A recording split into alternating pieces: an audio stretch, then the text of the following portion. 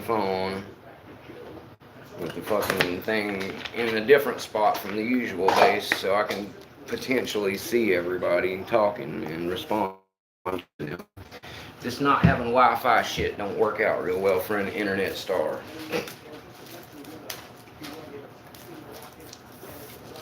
I would have just done it at McDonald's or something if I realized it was this bad. That ain't no shit. If these gnats keep backing up, I might have to move the entire broadcast.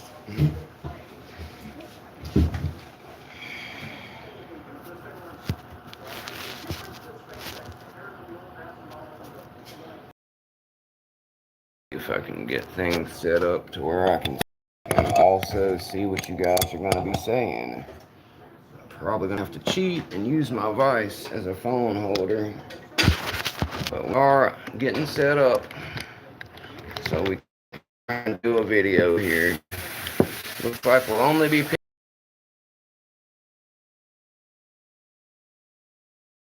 rusty Harbor Freight Vice. We'll make a good one. Delbert, I'm glad you made it, sir. I wouldn't have done this one without you, brother. I'm currently trying to get my Harbor Freight Vice set up with my phone in it because I have Wi-Fi issues at the house right now, and I'm gonna be trying to see you guys and what you're saying while I'm in the middle of the video here, but it's gonna be a little more difficult than usual. So I'm working on getting us a camera place set up over here. Hey Elijah, thanks for coming, brother. If you guys, does everything look halfway decent on the video? I don't have Wi-Fi right now. We're using the older, crappier phone, and because there's no Wi-Fi, I cannot even use the main phone line that I use on backup for the part. So we will be using the Harbor Freight Vice and setting it up to be our camera base here. I'm just working on that right now and letting some people filter in and whatnot. And once I've got everything set up looking good and I can see what you guys are saying without too much issue, we will get it cracking. Alright, I got you guys mounted safely in my Harbor Freight Vice now, so you won't be going anywhere. Yeah, Mr. Happy, I was afraid that there may be some minor issues with my upload. Most of it is from speed alone. Some of these noises going on will die down here in a moment. Papa is making some coffee and whatnot. We live on coffee in this Irish world. So let me get you guys adjusted here and lower it back down to where we can see what we're working with. And I have got things set up to where hopefully I will be able to continue seeing the chat without too much issue. And we'll do the best we can with what we've got for this episode, guys. I apologize for the difference. It was not planned. I left home this morning with Wi-Fi, and living in the hills, this is just something that happens, unfortunately. I don't always have the Wi-Fi that I would like to. I may just do this one in frame because we can move this around in a second and I'll be able to show you guys what I'm hanging out with, playing around with, and all of that. But I want to be able to see what we've got going on in the chat so I can respond to you guys and so we can have fun like usual. And I think picking in my hands, when I get around to doing some picking here in a moment, will be just fine. And I've got everything set up to my usual standards otherwise. And I've got a ton of things out here to play with. All of my usual suspects that you see are on the Lock Lab table here. If you are that curious about what Mick has set up here, all you need to do is look on my YouTube at the last time I posted a picture of it about a day ago. Pretty much everything I'm not about to show you is in that picture, so it'd be very hard for you to miss anything if you look at that one. I tried to tweak the color a little bit on this phone and turn the phone settings on the camera back up and change my YouTube settings as well. So hopefully we're not gonna be able to come through with the typical quality that I've made everyone more accustomed to, but we have to do what we can do with what we have to work with, and that's the best I got for now. Keytron, yes, I'm sorry it's a little choppy. As I've been telling everybody, some idiot hit a pole here or something and screwed the Wi-Fi up, so I will have Wi-Fi back at some point, but I had already planned to do this video. I kind of took the last few days off on purpose when I uploaded all those shorts. Mounta1nM1ck wanted to take a little personal time away from all of this and just have a little rest and relaxation, because my good buddy Skip told me it was probably a good idea. Thank you, Skip. I see you're here as well. I appreciate you caring about Mounta1nM1ck enough to give me the good advice you gave me. I'm feeling much more rested and recharged. Let's see. I'm just checking on the chat to catch up with you guys here. Wild Billiam, definitely don't miss. Country is power and internet outages. Yes, power and internet outages suck. And unfortunately for me, I'm used to living in West Palm Beach, Florida, where hurricanes and other issues basically cause the same kind of thing, even in the city. So it's something we're getting very used to. Mounta1nM1ck is not a super role model for smoking on camera.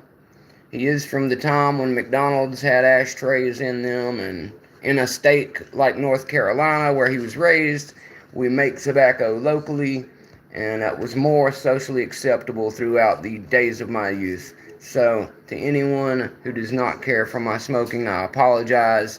At least I'm doing it on camera to where you will not have to endure my secondhand smoke.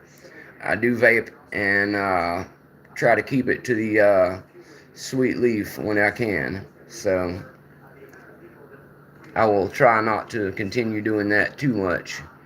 Let's see who else we got in here. Western Massacre Lock Sport. You have changed your name, but you are still Cheese Grits and NyQuil. Alright, Cheese Grits. Well, we will make note of that. Western Massacre Lock Sport henceforth will be Cheese Grits and NyQuil, but he's still Cheese Grits and NyQuil in person. And if he thinks he's getting out of me calling him Cheese Grits, he is sadly mistaken.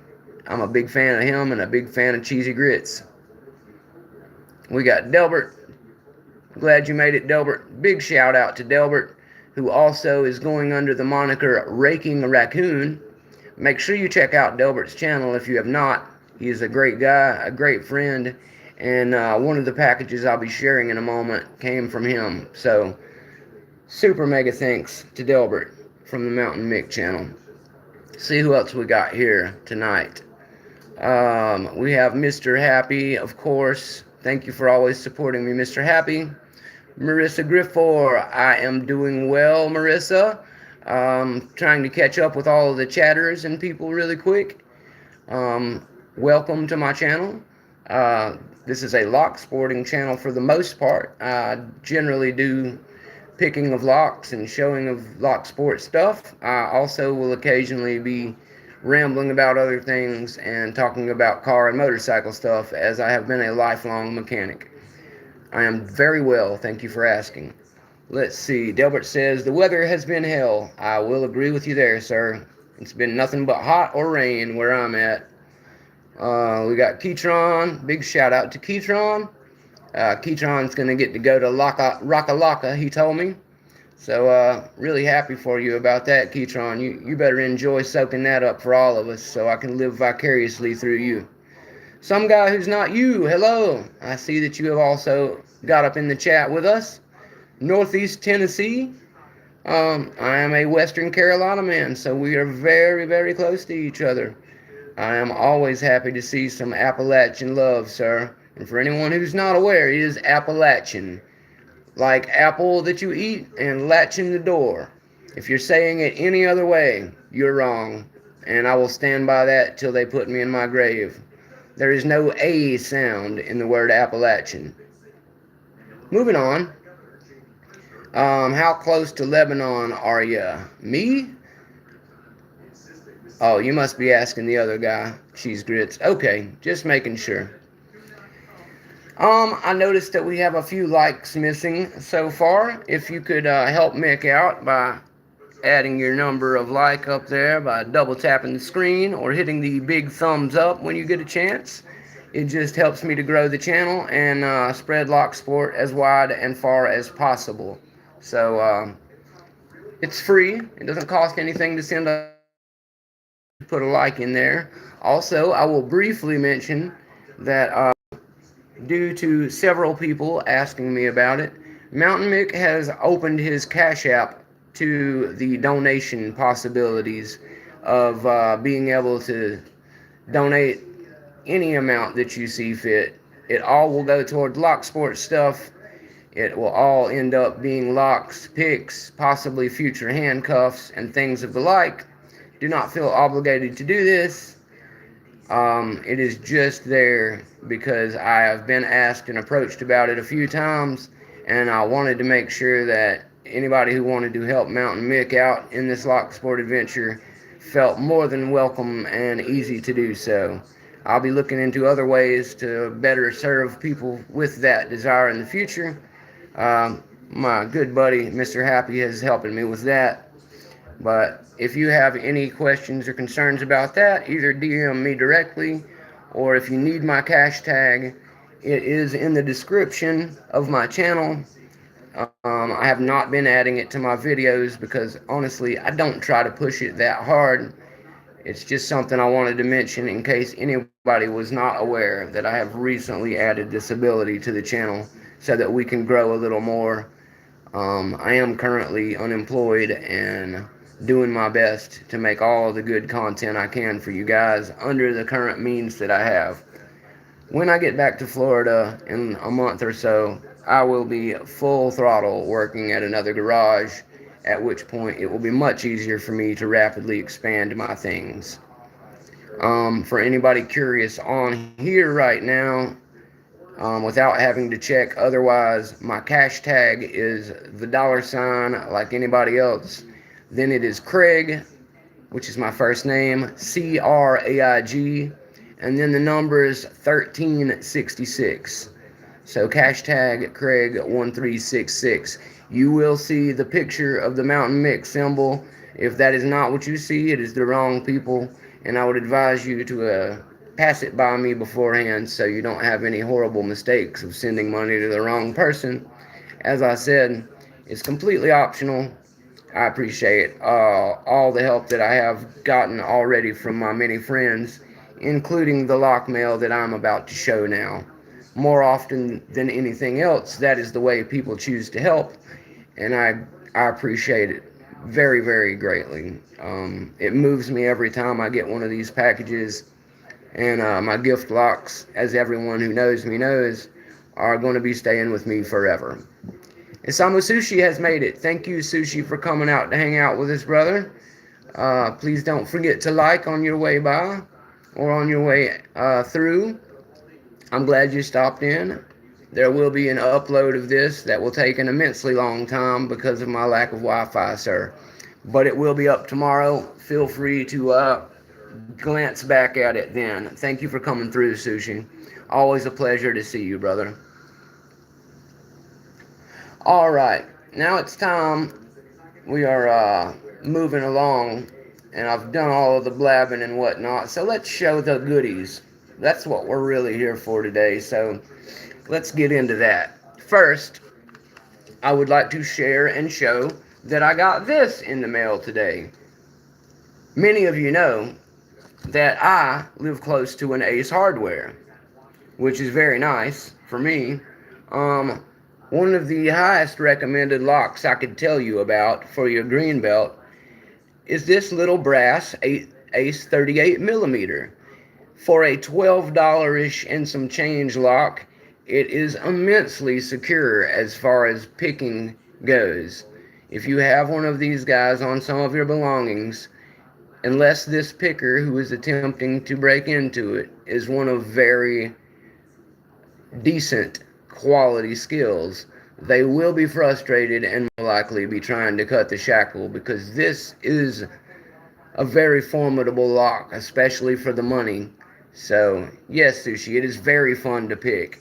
It has wonderful feedback. I'm told that it is a mix of spools and all kinds of secure pin goodies. And I have yet to actually drill and gut one myself yet, but I've been told by a couple people who drilled them out what they look like on the inside. I think you can find that on LPU belts. But it's you got a brass shackle one, Sushi? That's awesome, brother. All brass is something that Mounta1nM1ck really loves. Anytime you can get a brass shackle on your lock, I recommend you upgrade to the brass shackle. I can't really say for any specific reasons why I love it. As far as the metallurgical advantages of brass, I feel that it has a longer life in the weather and the elements, and it's just really pretty and easy to shine back up. So if you wear it on your finger like a ring, it will turn it green at some point, most likely, but we're not making jewelry out of these babies. We're displaying them like jewelry and picking them for fun. So the Ace 38 millimeter is a high security, quote end quote, lock. That's how they pitch it, is as a high security. It does have a green package at the top, which is just a coincidence, but it's a very good lock. And for the money, I can't think currently of a more secure lock I would suggest putting on your valuables for under $14. Now, naturally, there's a few things around that price range I would think about as well, like maybe a A1100 or an S1100. If you order those from the right places, you're sure to get them cheaper. Lotto locks are really good for security teaching and for lockout purposes, but when it comes to true security, when you're worried about people doing a forcible entry, I wouldn't go with a lotto lock, being that it is plastic and pretty easy to destroy. So let's see. Knot of the North says, how does the Ace withstand zipping? Knot of the North, that is a good question. I do not know the answer, sir. Mick is not very talented in the skills of zipping a lock. It's something that I will try and develop more, but to be completely honest with you, because I'm a man of limited means, it's really hard on the tips of your beautiful picks. If you do a whole lot of zipping, you can flatten them out a lot. If I were going to attempt that, I think I would recommend, like a lot of people, to go ahead and get out one of these McTicklers from the Covert Instruments. This is a Reaper style McTickler, but my zipper buddies tell me that the McTickler is very good for doing that type of thing. So if you find yourself wanting to do some high quality zipping and ripping, get yourself a single, or probably two or three. If you're going to be wearing on it like that, you might be safe to have a good backup. I'm aware that Covert sells them in the chop shop, so you can get them individually if you need a replacement. I wish they would do that with more of their stuff, but that's a totally and separately topic that we will not go down for right now. Also, I have seen, while we're on the subject, the McTickler that comes in the Evo 4. My good buddy, the Redbridge Butcher, has showed me that he is a big fan of that one. And it is a little bit meatier than the Reaper style. It's got a little bit more everything. So if you're a fan of the Reaper McTickler, I would say to check out that Apex Evo 4. It has the Apex style, nice comfier handle, like, for anybody who doesn't know what I'm talking about. I don't have any Apex stuff, but we're not going to get into why. But the Jimmy Longs have a very similar type handle. So basically you would imagine this type of profile on this type of handle, and that would put you in the range of having a Apex Evo 4 McTickler. But as I said, you're going to have a little extra metal in the entirety of this area. Let me see what you guys are saying, and we will continue. Keytron says you can zip the ace. Thank you, Keytron. I appreciate you helping out with that knowledge for all of us. Skip says, aren't the 1100s about $12? Yeah, that's why I was showing it, Skip. It's definitely in the same range. If you get it from Amazon, you can get it cheap like that. I'm not sure what everybody else is charging, but the first one I ordered, I got for 12 and some change, and it was from Amazon. This one was the replacement for that one. I still have it bricked up in the back from where I over tightened the faceplate screw. But Georgia Jim, shout out to Georgia Jim, was kind enough to send me this one to replace the one that he tried to help me figure out how to fix. Let's see here. Hello, Zoe the cat. I see that you made it. Thank you for coming by. Always like having you in the chat, Zoe. You've been a long-time supporter, and it never escapes my notice. Thank you for coming to hang out. Let's see here. Zoe says, my girl loves my McTickler. I'm not sure if I should touch that comment, Zoe, but Mounta1nM1ck lady loves the McTickler as well. When I first told her the name of it, she giggled and laughed. You can see it on my Facebook. Then I proceeded to explain to her why it's called that. It's a catchy name. Good marketing. Yes, I believe it's the 4, Skip, but I am not an expert of covert instruments, so you may be right there, sir. It could be the Evo 3 that has it, now that you mention it. He told me he had one and then was getting the other, or had the other as well, so it's very possible that I have misspoken and that the Evo 3 has the McTickler. So before you go out and order, make sure that you double check, or maybe if somebody in the chat can let me know, I'll be happy to correct myself. Mounta1nM1ck definitely makes mistakes often, and he is man enough to retract and apologize when that happens. Let's see who else we got here. Watch My Mustang. Hello, welcome. Watch My Mustang says the Apex has a cool magic case, which is what the main cost is compared to the Jimmy with pure value. Yeah, I think that you're completely right about that, Watch My Mustang. The Jimmy, if you would like, comes with a very nice tool roll that you can add. It doesn't come with it exactly. You do have to pay a little more for it. But that being said, it's only like maybe $10 or $11. And as you can see, it does a fantastic job holding larger picks. And it also has the little zipper case pocket on the end. I have an entire set of tensioner ones in there, as well as flats and heavies.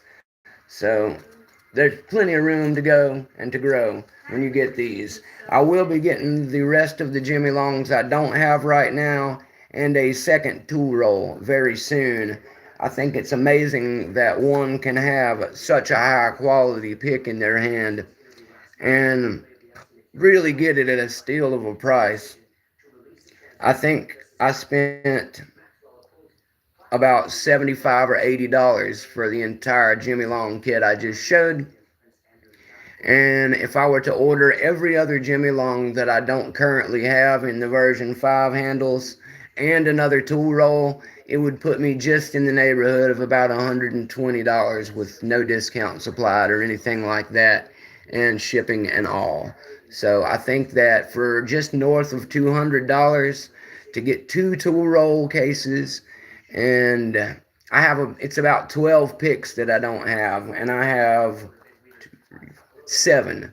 So for about 19 or 20 of the best picks known to man, and 2 tool rolls that they will fit in, for just around the ballpark of $200 US American, I don't see how anyone can compete financially with what your quality is going to be from Jimmy Long's for that money. I am a big supporter of Jimmy. He is a lock sport community goer. He's in here with us, chatting and hanging out all the time. That's why he has been able to develop these things so wonderfully. Well, that's part of why. Him being awesome is the other part. You know, the recipe has a lot of magic in it for sure. But Jimmy Longs really did his research. He got with Christina Palmer, who everybody should know her name. She is the metal expert when it comes to picks. And that fine element tuning that they do, the fine element analysis to make sure that these picks are tuned to be the strongest possible shape that they could make them, clearly has done a great job, because the feedback on these is so good that it almost scared me the first time I was picking with one. If you're looking for feedback in a pick, Jimmy Long's is the way. It really almost scared me to the point I thought that I was picking Warden or something crazy when I was still actually on the pins. These things will scream at you and tell you what's going on in there. So thank you to Jimmy Longs for making such a great product and for keeping it very affordable. Keytron, no, that's a popular misconception, sir. I am not a 100% Sparrows guy. I am a buyer and trier of all great tools, sir. I am loyal 100,000,000% to Sparrows. I will tell you that I have more Sparrows than anything else, and anyone who watches my stuff will easily see that. If I pan us over real quick here, you can see that my Sparrows comp case is loaded with goodies. And I also recently got the escort from Georgia Jim. Thanks to him for that. He also sent me the black flags, which I will be showing when I get some locks to do that. And I also just ordered the disc detainer pick from my buddy Dean P. I'm a collector of Sparrows. I am affiliated with them, as very soon this side or this side of my neck, I have not been told yet, and it is at their full discretion. I don't care if they tattoo both sides and make it wrap around the whole thing, because I will be very proud to rock that new symbol they've designed to put on my neck. And anything Uncle Sparrows decides to do with that symbol, I will fully support. He's been nothing but good to me, sending me over some stickers and patches and things to keep my appetite whet until we are able to get with each other on this tattoo thing.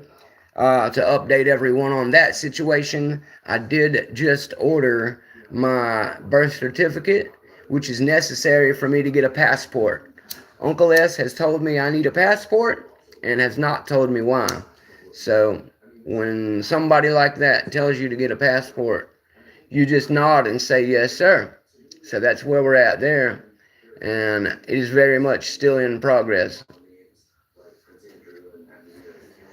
Now let's see here. I'm glad that you guys brought that up. I am very much a dyed-in-the-wool Sparrows man. I started with Sparrows. They were the first picks I bought and owned all on my own before I ever actually convinced Uncle Sparrows to do this deal with me. I really believe that their marketing and their art is above everyone else's. I believe that for everyday workhorse picks and practice picks, they are very nice. They are really easy to get into for people. They have international shipping, so that's a big deal too. I've had lots of friends with lots of nightmares trying to get a hold of certain things, and Jimmy Longs is included with that, unfortunately. But don't think that that's Jimmy's fault. Jimmy does everything as a saint would to try and get these picks into our hands. Unfortunately, our government in the United States, which I will not get political about, has increased the tariffs from crossing the border Canada-wise. So, unfortunately, some of my Canadian fellow friends and pickers have found it harder to want to get their jimmies because now they are having to pay a 60 American dollar extra fee to get their orders. $60 extra for shipping to cross the border of a landlocked two countries is a bit on the crazy side to me. Let me catch back up with you guys really quick. But yes, Keytron, thank you for asking me about that. Anybody who wonders, I do like to, while I'm able and am not under contract, support all the other brands that I like and the ones that I have. And I will continue to do so in every capacity that I am allowed until someone decides to snatch me off the market. So that's kind of how that works out. Watch My Mustang, who I am very much convinced at this point, but has not told me for sure, looks to be my good buddy Boss 302. If that's the case, Watch My Mustang, I'd love you to confirm that for me, but if not, it's okay either way. I love my Mustangs. I love my guys who are curious about Jimmy Longs and Sparrows. And as you mentioned in the chat, you thought I was going to get my Moki instead of Jimmy. Well, that is correct, Watch My Mustang, because I already have a glorious amount of Sparrows and Jimmies, and I know that I'm going to have some more Sparrows when I get this tattoo thing done. I have decided for the moment that the next set I am dying to try out and buy out is going to be the Moki Explorer set. Lockpicker's Bench carries them here in the US. I found out recently, I've heard both ways, that Moki does or doesn't ship to the America anymore. I know he ships to the UK and some of Europe for sure, but I've heard that they recently went to not shipping over here. Now, that being said, Lockpicker's Bench does have a bunch of them and ship all over this side. You won't have to wait on customs and all that, and the price will be pretty much in line with exactly the same from what I could tell. So thank you to the guys at Lockpicker's Bench for making that possible for us. If you're curious about these picks, I would tell you to look at my friend Elroy's Toys channel, the runner-up from my first contest, and a really solid guy, good friend. Kevin is my buddy on Facebook. Some of you may have seen his last couple videos where he shows the Mokis that he got. They are very similar to the set I'm planning to order, and the lime green handles is why. I noticed somebody else in the chat saying that they love Honda. I worked for Honda most recently. They broke my heart by cutting me loose just as my benefits were about to be good and I was about to move my wife to North Carolina. So it's kind of a sore subject between me and that particular dealer.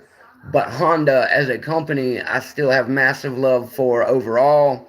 The motorcycles, the generators, the airplanes, and the cars are all fantastic. So no hatred for Honda for me. But that being said, and getting us back to locks, Kawasaki is the Sparrows of my heart in motorcycle world. I will buy and try all bikes. I love all motorcycles. But when it comes right down to it, Kawasaki is my brand. My first 4 bikes were Kawasaki's. The first dirt bike I ever rode was a KX250. And on the Kawasaki note, my favorite rider growing up recently retired today. Jonathan Ray, 6-time World Superbike champion, back-to-back on the Kawasaki ZX-10 machine, has retired today. He will be racing 4 more races, and he is the greatest of all time in the World Superbike venue. But he started on a Honda. So we're going to move back to talking about locks, but you guys, when you bring up motorcycles, you're going to distract Mounta1nM1ck.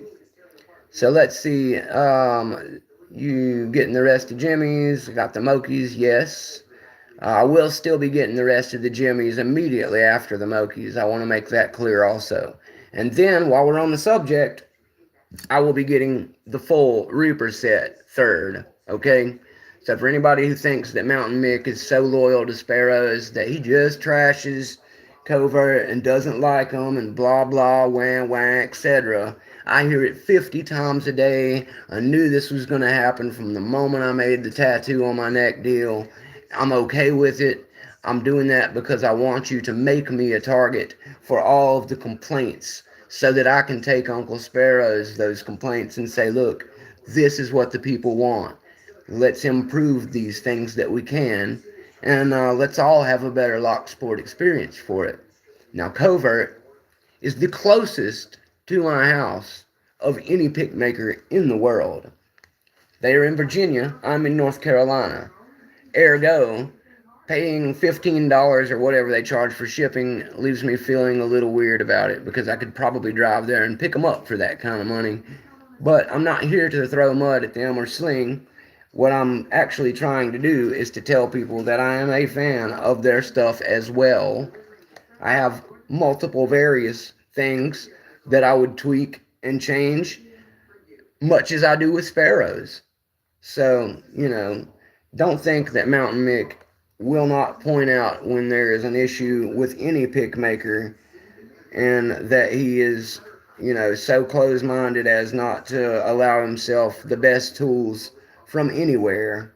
I'm a firm believer of using all tools to give them an opportunity. I've been a mechanic for years, and I will continue to not restrict myself in that way. And I would suggest all of you do the same. I have the FNG and the McTickler, which gives me a very good foundation of tools to play around with from them. I have a couple of backup McTicklers. My friend Nick Matlack sent me 3 of them, and the FNG I got in my Greg Potter lock bundle. So shout out to both of them. I do like Covert Instruments. I am very good friends with several of their ambassadors who have opened their arms to me and always welcomed me into the lock sport scene with nothing but friendliness and advice, regardless of my affiliation with Sparrows. So, for all those who wish to make this a tribal Ford versus Chevy throwdown, Mounta1nM1ck doesn't want any part of that, okay? Mounta1nM1ck wants to have all of the best tools available to him and to make all of them better for all of us any way he can. So now that we're done rambling about all of the usual things, let me catch up with you guys and we will get on with the mail. Exactly, Skip. My favorite pick is the one I'm holding at the time. Sensei Skip, thank you for that wise piece of wisdom, sir. This is Sensei Skip. He is a master Jedi of the pick world, and when you hear him giving me advice like that, it is because he knows what he's talking about. He has done some great new videos coming out on introduction to lock picking that I would definitely recommend everybody to go check out. Whether you're a long-time picker or you've never held a pick in your hand, Skip has tons of great knowledge and information that he can share with you, which is why long ago I was befriended by him and have asked him many things and leaned on his support much. He was kind enough to send me the Deviant book that I show sometimes, so thank you for that, Skip. It has been revolutionary for me learning from that book. And Skip sent me some other things, but we're going to get on with what I've got today. Thank you, Skip. Hello, GK Man. I'm glad you're here. James Tommy. Yes, I love Honda as well, sir. This happens to be what used to be my everyday uniform. I got a great deal on the hat and the shirt for being an employee. Yin Yet! Yin Yet is in the chat. Sorry, Yin Yet, that I'm just noticing I am attempting to get caught back up. I'm having to run on a crappier camera with no Wi-Fi today, and we are doing this in the first person setting because I have to be able to see my chat at the bottom. I am not able to use the backup one or to use the better camera, so we're making it work with what we got, brother. Welcome. And for anybody I haven't already tapped the like button, just double tap your screen, give it the thumbs up. It is really helpful to me. Just a friendly reminder. Let's see what we got here. Isamu Sishi says, Moki's taking a break, but still shipping here as far as you understand. And Yin Yet says, correct, Moki sent a message, no shipping to the US for now. So Isamu Sushi and Yin Yet, thank you both for helping to confirm the current situation with Moki. Moki, much like Jimmy Long's, is a one-man army of making excellent boutique picks. He is not a massive company like Multipick or Covert or Sparrows.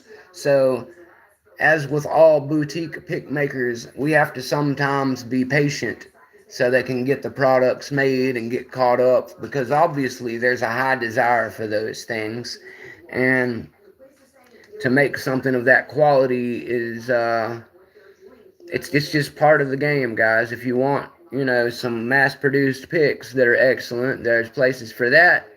And if you want something that's had a little bit different kind of love and care put into it, the time and the price are going to be different, reflecting that. That's why if you see picks from, oh, I hate listing this off.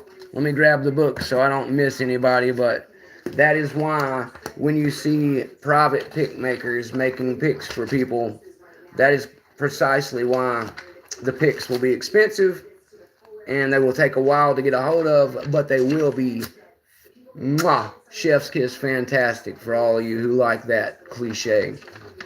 So yeah, if you like Moki and Jimmy Long, I would recommend you to check out Rob Lawn or Kodak.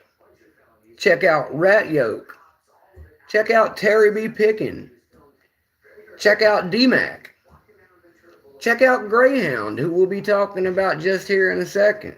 Greyhound's a great friend. Check out Newhouse. Newhouse is a locksmith, and I'm under the impression he's got a handful of design picks of his own as well. My buddy Rock Out With Your Lockout, shout outs to Rock Out, was the one who put me on with Newhouse, and he's got some great stuff. And I could never forget to mention my good friends Broke Picks and Runesmith, because they also, besides being great friends of mine, are pick makers in the community. And to that end, I will tell you that I have spoken with most everybody that I've just mentioned at one point or another to commission them to make Mounta1nM1ck some picks. Now, I don't have this stuff pumping out fast and all over the place because pick makers got to get paid, picks take time to make, and I'm still working on getting the ball rolling on better funds for all of this hobby. So, for the moment, I am only in the middle of one deal. I approached my good buddy Runesmith first. He has a long list of people, and I will be getting some picks from him when he gets around to making them for me, because he is going to make them specifically the way I've requested, and I would greatly like to shout out him and thank him for that. I will be trading him a Chubb Battleship for his efforts, which is not a cheap lock.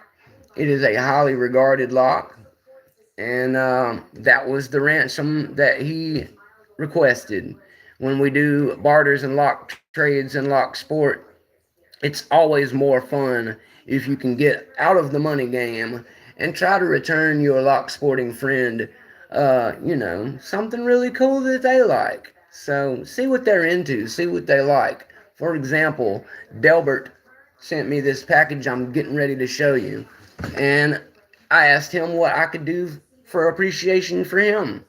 He has requested that when I build my first challenge lock, he gets first dibs on it. So he will absolutely be getting the very first of the world Mounta1nM1ck challenge lock. So thank you for that, for sending these over to me, Delbert. I'm just getting ready to show them. I just want to make sure that everybody remembers that long back when I'm going to make it soon, but I want everybody to know you're first on the list that doesn't exist. So anybody who wants to get in line for that thing, just know Delbert is the one. Watch My Mustang says that he is Boss 3020. I try to keep track of all my friends. Watch My Mustang.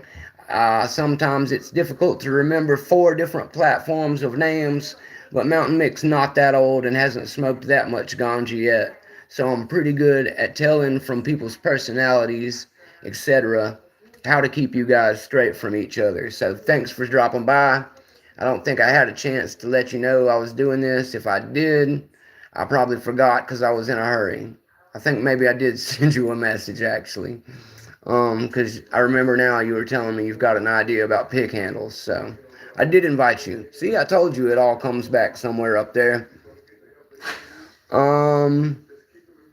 Isamu says if Moki stops shipping to the U.S., he may be quitting. I understand that, Isamu. Moki is absolutely one of my most desired but never had picks. Elroy's Toys is in the chat. Hello, Elroy's. I'm glad that you made it over, sir. To give a quick update for you and the Lock Guy. This is the Lock Guy's package that I have got ready to go for him. I have yours also assembled and ready to rock and roll. I just have to get by the post office and pay the stamps and postage stuff for that. I will be sending you and the Lock Guy your tracking codes very soon so that you can get your winnings in hand.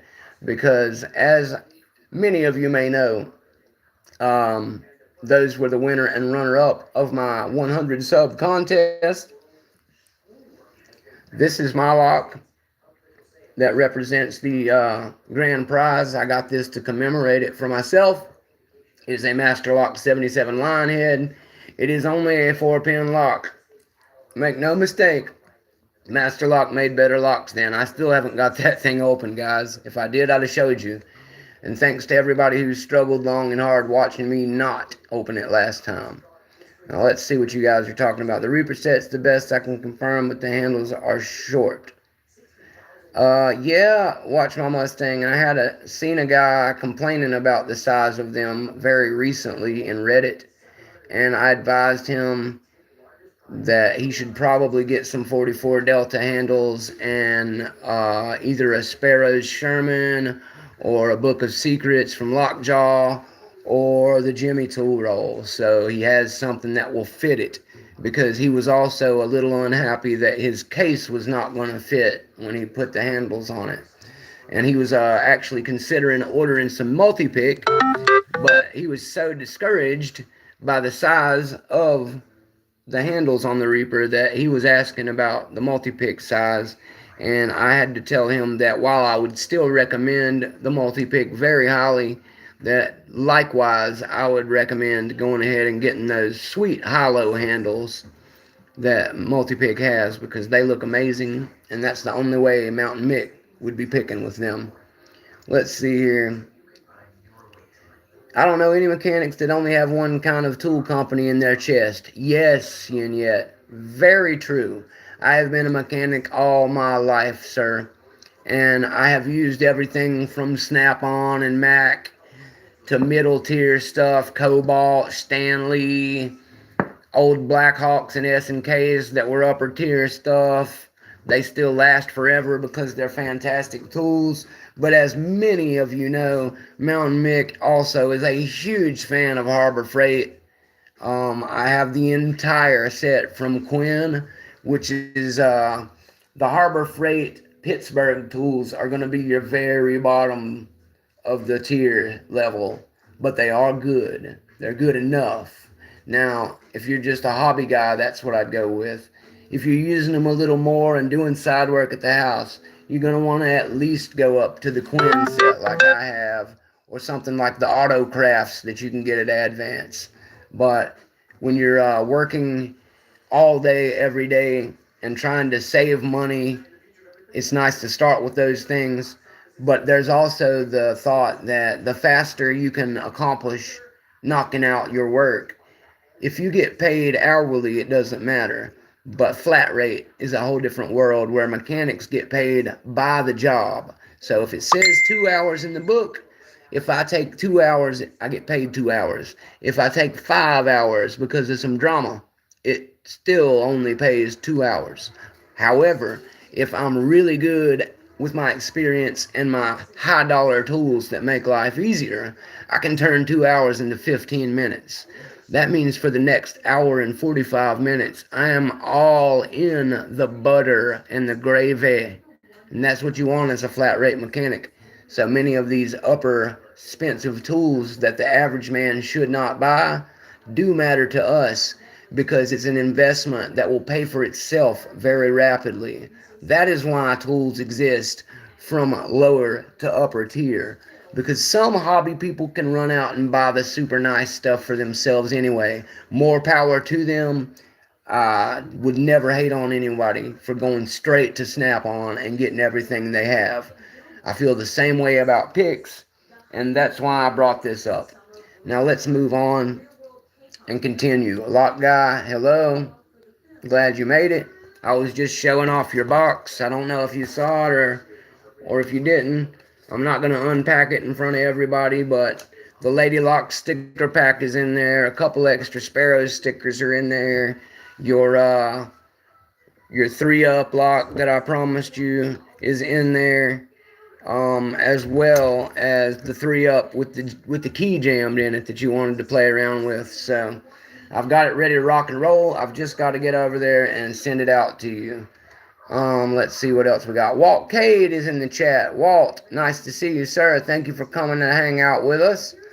I'm still rambling and BSing around with everybody, but I'm about to get to the goodness. I'm sorry, guys, but interacting with you is the funnest part of this for me, so I apologize for not getting to this stuff a little faster.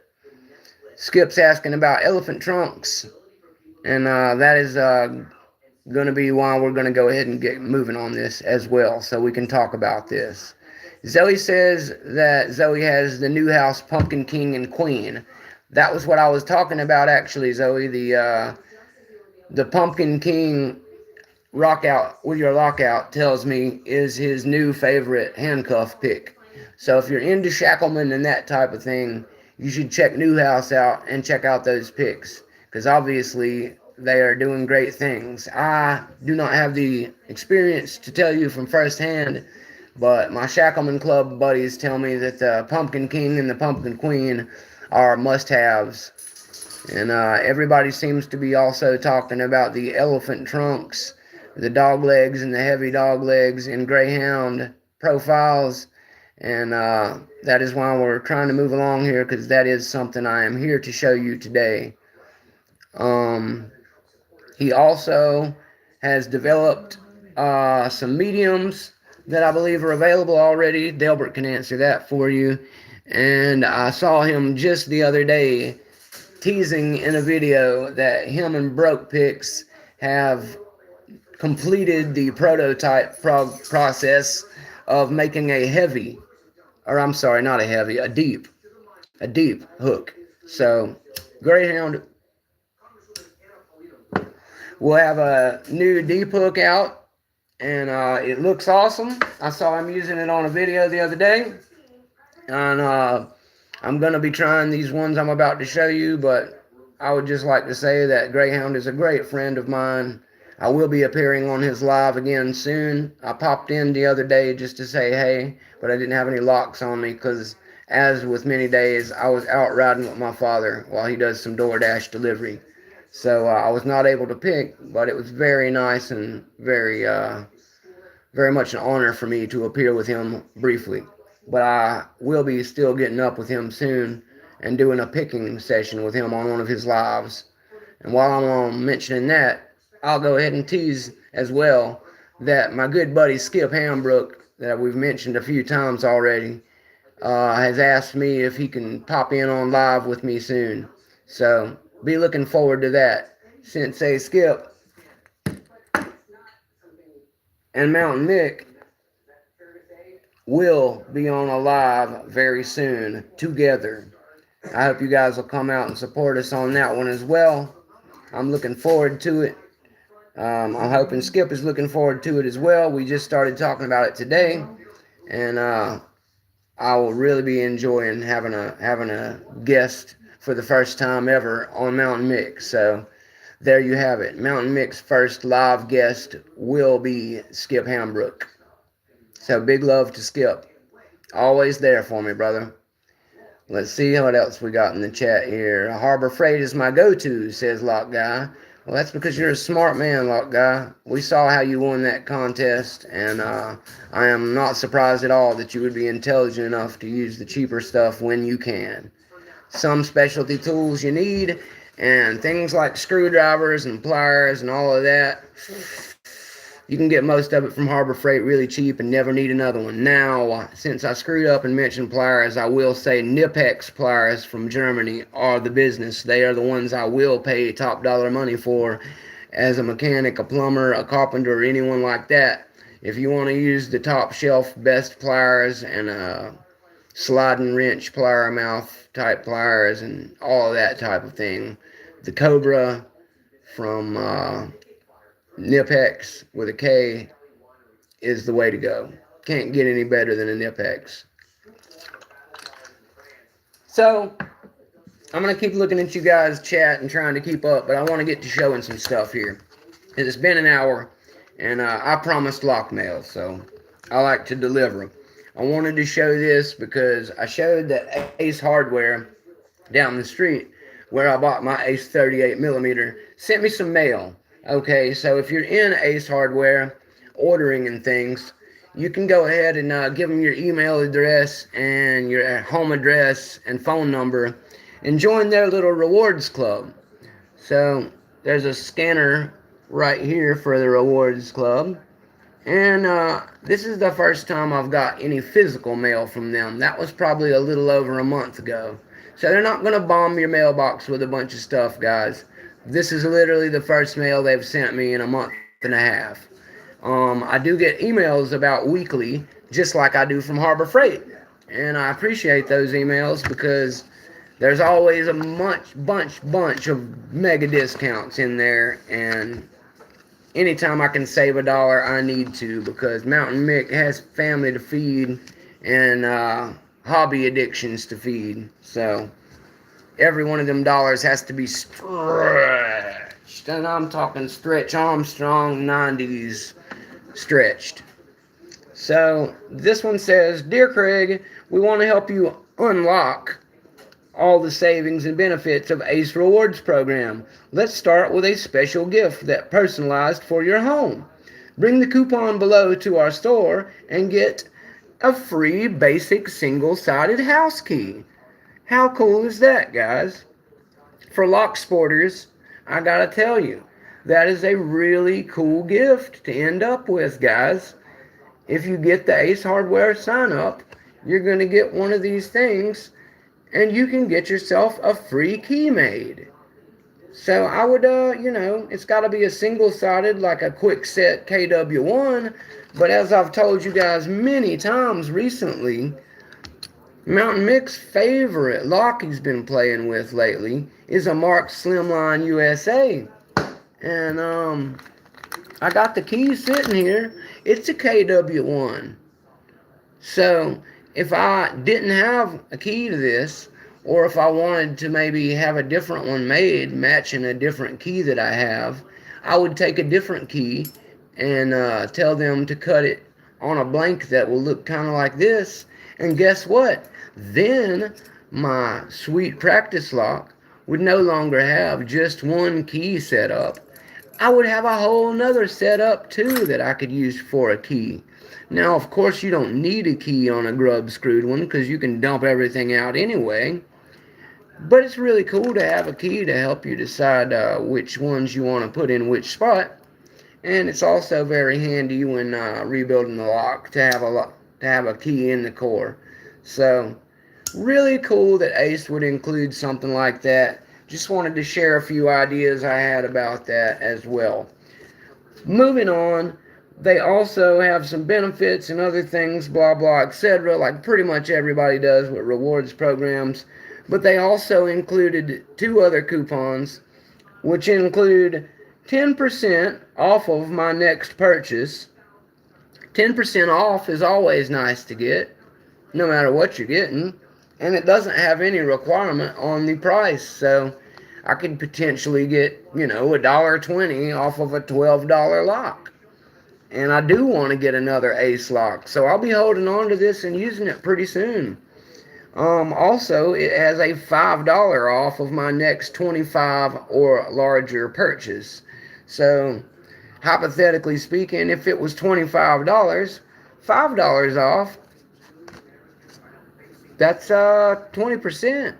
So, that's even better than the 10% if you're going to go ahead and spend that much money. So, I would also be probably using that one because I think I could get 2 locks, or maybe they have a really nice set of files over there, and Mounta1nM1ck is going to be making some challenge locks soon. I think if I were to pair a nice new laminated ace lock with a nice set of files, I would be up in the $25 range and use that. So just wanted to share that with you guys because I think it's a really good thing that they sent over to me just for signing up. It didn't cost me anything extra or anything like that. Just give them information. It took 30 seconds when I was buying the first lock, and I had no idea, but that's going to pay off pretty good. Skip says he used to like Mac tools. Keytron says Master 77 top of keyway used the McTickler. Okay, Keytron. I have not given that a shot yet. Maybe I'll try that later on. I've been trying the bottom of keyway with it, but with a McTickler or something slim to get in there. I'll have to give that a shot later, sir. Thank you for the advice. Mounta1nM1ck is always open to the tips and tricks of lock opening. Let's see. Elroy says, definitely reduces hand fatigue, way more comfortable. He's absolutely talking about the scales there and having ergonomic grips and handles on any of your tools. I've learned as being a mechanic, it will absolutely keep the fatigue level down. I agree, Elroy's. For comfort and being able to go hard in the paint for hours after hours, ergo grips are the way to go. Don't let anybody tell you that you're less of a man for working 10 times harder than they do for 10 hours a day when they work 6, and letting yourself enjoy a little bit of extra hand comfort for doing so, okay? If you want to wear something that smells nice or wear a certain pair of underwear that fit better or breathe better, don't let anybody tell you not to. What you do to make your money more efficiently is only something Mounta1nM1ck would say is intelligent.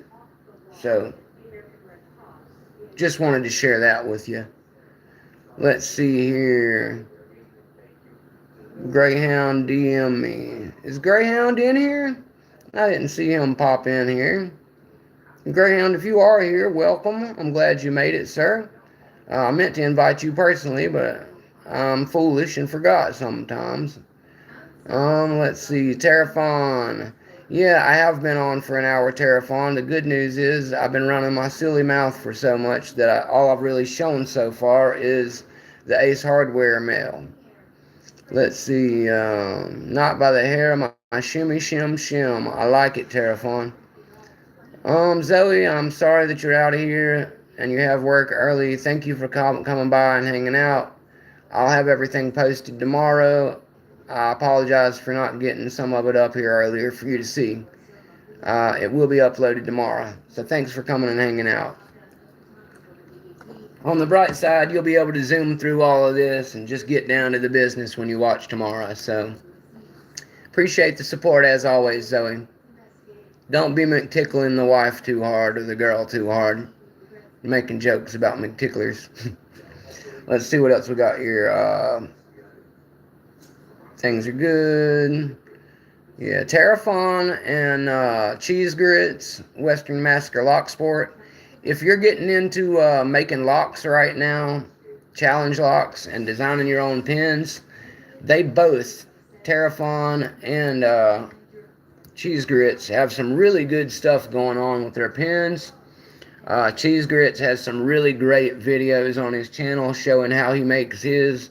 I have really enjoyed watching that series, and I've learned a lot myself too. Skip's got to go. That's all right, Skipper. We'll be holding it down here for you, buddy. I know it's getting late for you, and we appreciate you coming out. Dean P has made it in. Dean, welcome. And looks like I'm finally caught up. That's great. So now I can get down to business and show you guys. We've been here for an hour. I'm caught up in the chat. Everything is working solid. So let's go ahead and show off some goodies. The first thing I will be showing... Sorry, Delbert. We're saving you for last, buddy. You know how this works. The first thing that I will be showing is something that my new friend S3horn3 has sent over to me. I met him on Reddit sometime this week. He's a great guy. I found out that he does lock sport with his daughter. His daughter films all of his videos for him, which I think is a beautiful bonding experience. He's doing a lot of the same kind of things I am as far as belt levels and contests go. Take it easy, Skip. Love you, brother. So, I was talking to S3horn3, and he got a pack lock, and it was one of the ones I don't have. And I was interested in which one it was and asked him about it. And he proceeded to tell me that he was blessed to have accidentally got 2 of them instead of 1.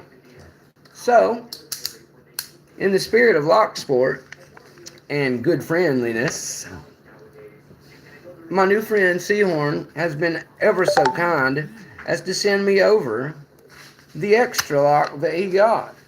So big shout out to him for that. Thank you, S3horn3, for having the spirit of lock sport and gifting locks that come in extra, or things that you have finished with, or things that we all pass along. And just thanks for sending it on over to me, bud.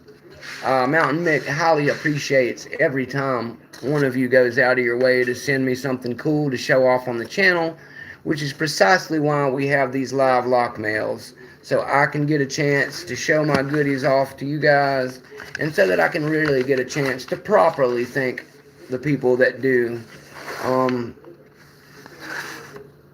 I feel like it's only right, if somebody takes the time to give you a nice gift, that you share in showing that gift to everyone, giving them the appropriate credit for doing so, thanking them, and naturally adding them to your address book.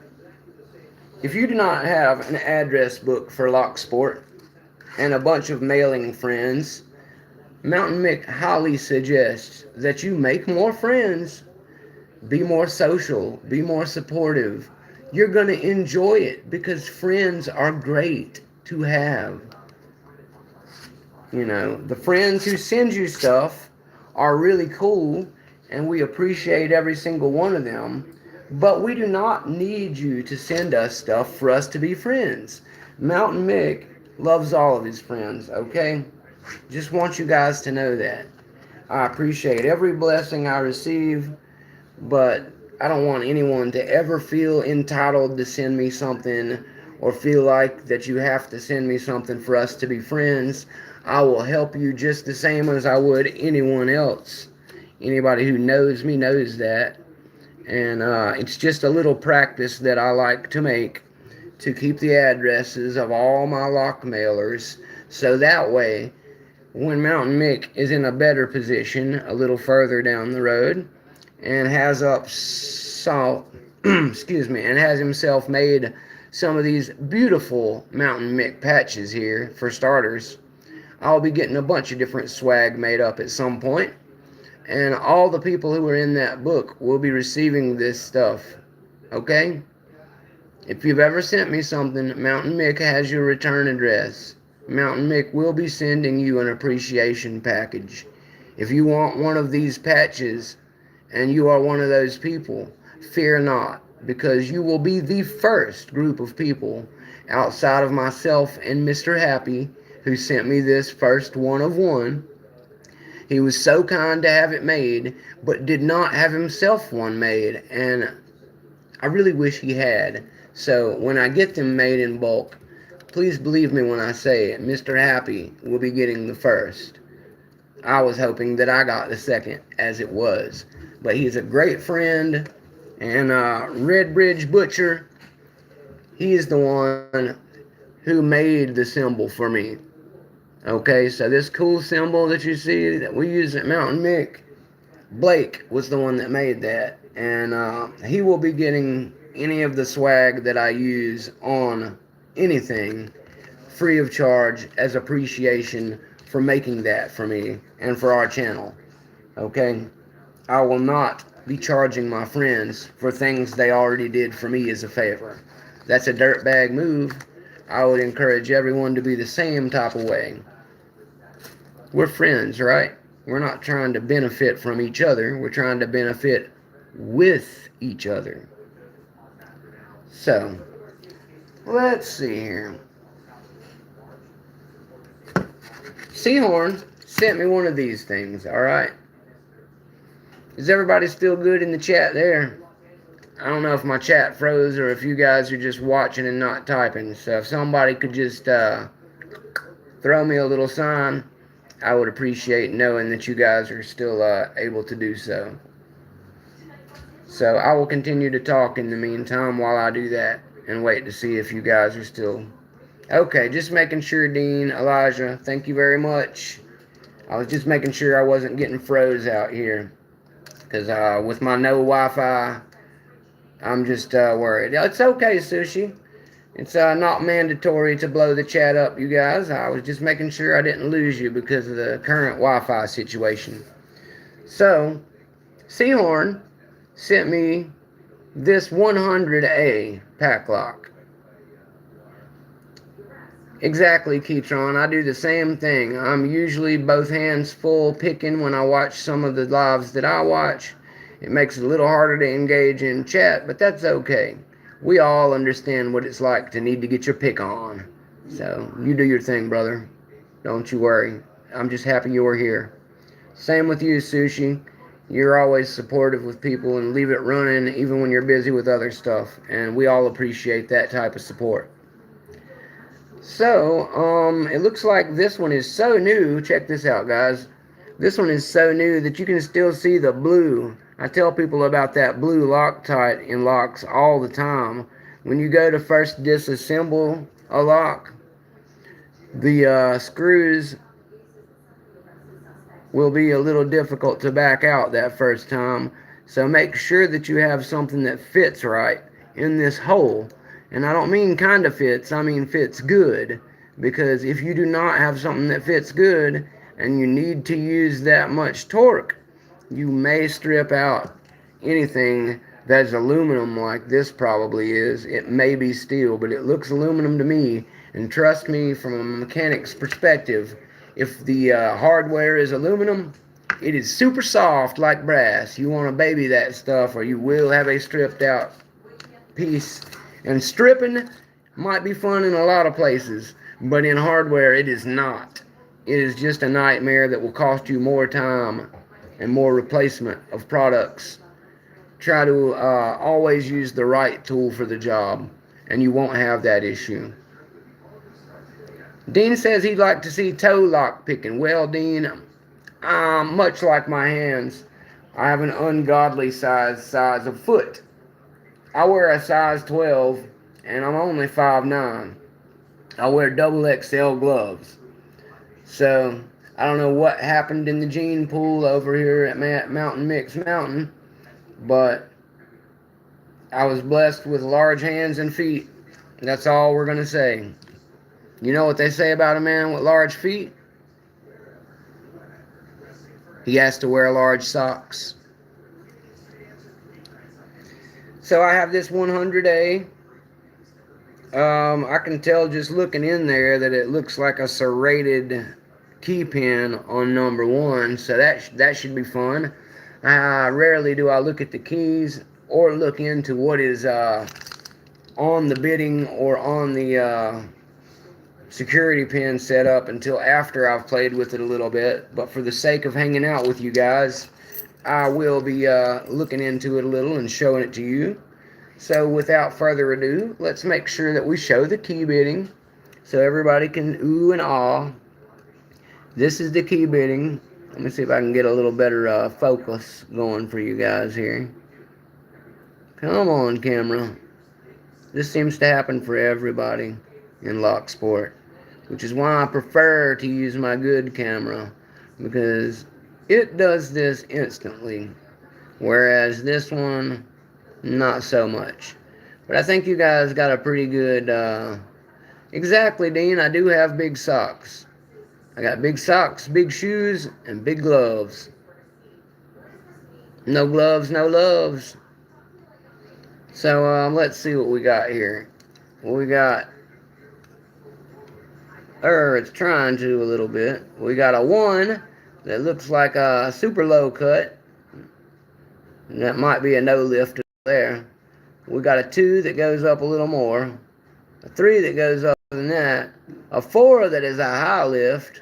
A 5 that drops down a little bit. And then a 6 that's the same as the 4, it looks like. So, it looks like another nightmarish blend of all higher lift stuff from the back to the front. And then a wonderful low pin 1 with serrated pin on it. So that should be a good, fun nightmare to play with. But that's the kind of ones I like. I showed you guys my keys the other day. It seems like Mounta1nM1ck always has the luck of the draw of getting locks that, for lack of a better term, have the worst possible bidding difficulty-wise. Or from the perspective of a lock picker who likes a challenge, the best. So, depending on who you are, this is either a bad sign or a good sign. Now, Mounta1nM1ck has learned to embrace the pain.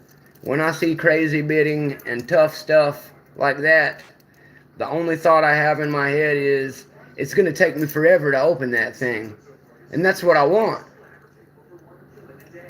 Much like my struggle with the Master Lock 77 the other day, I was glad that happened, guys. I get way more enjoyment out of taking a long time to open one.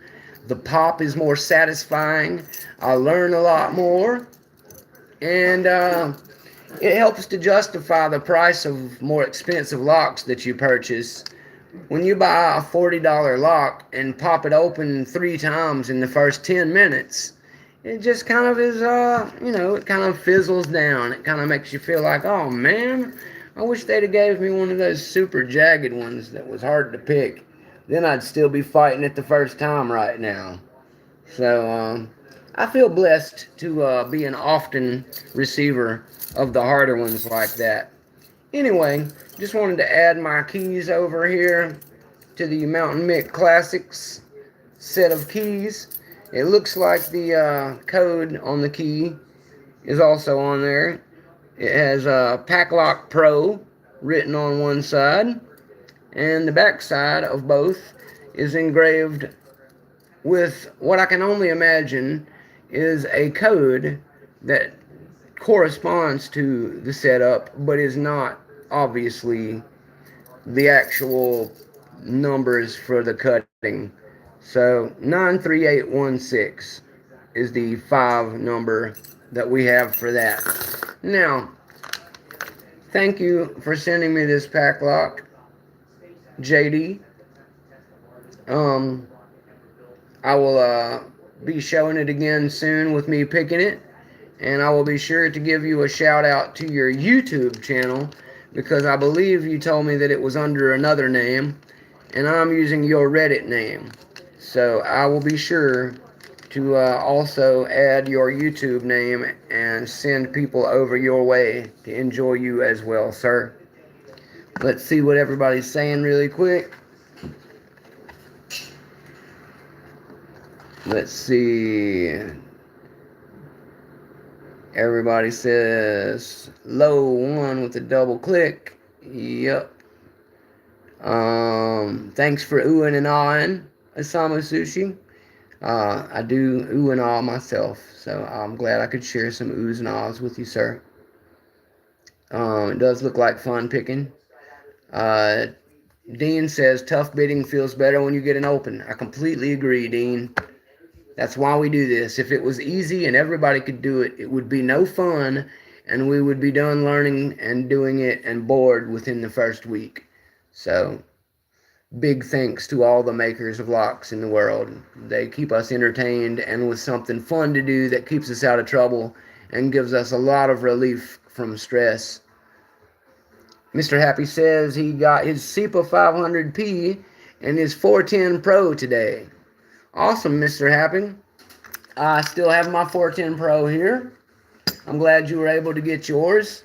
I know that you were looking forward to having one that you wouldn't have to gut.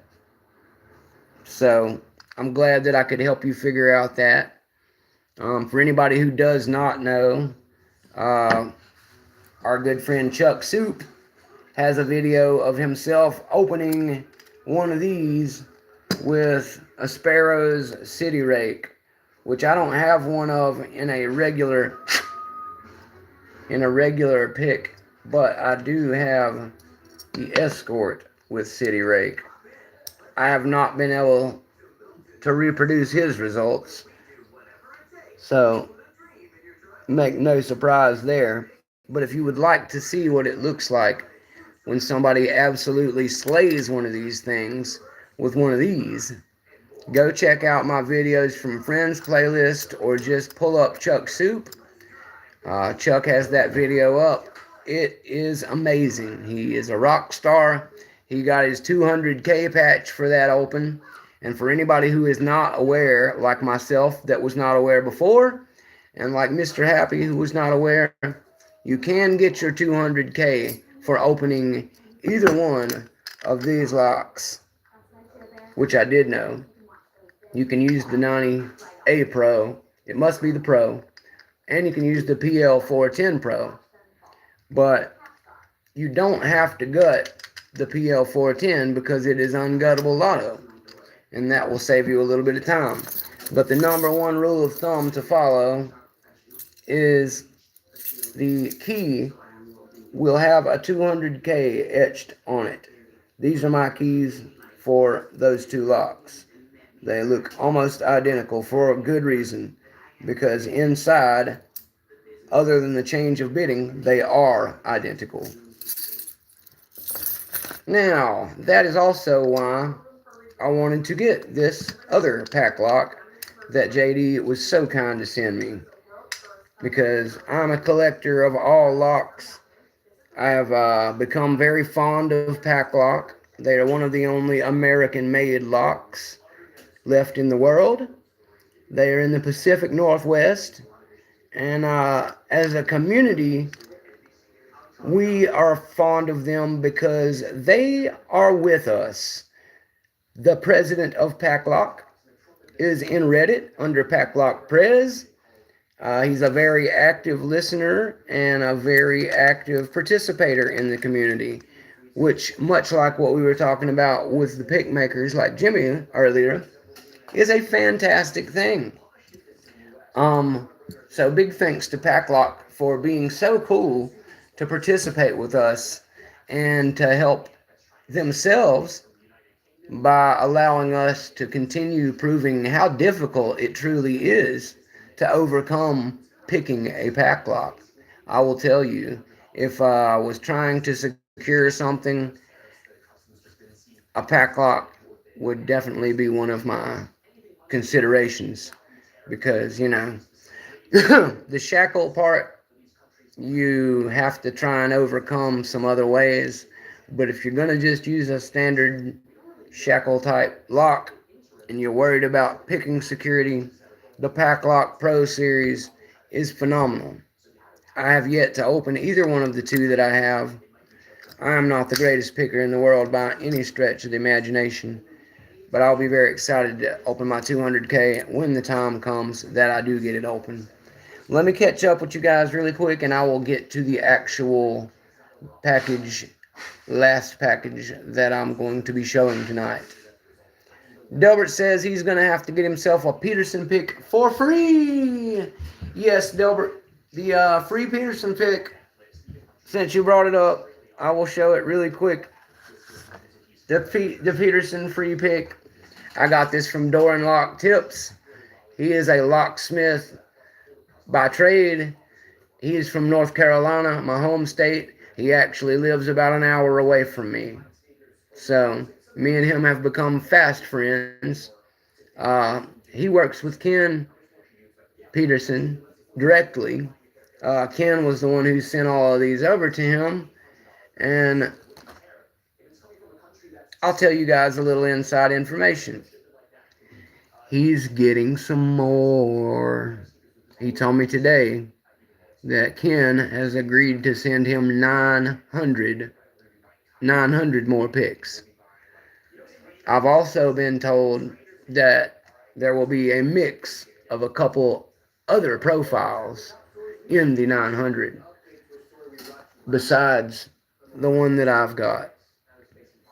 So I will see if I can get some of those others from him, but I will tell you in advance, he has already let me know that it will be a limit one pick per person type situation for now.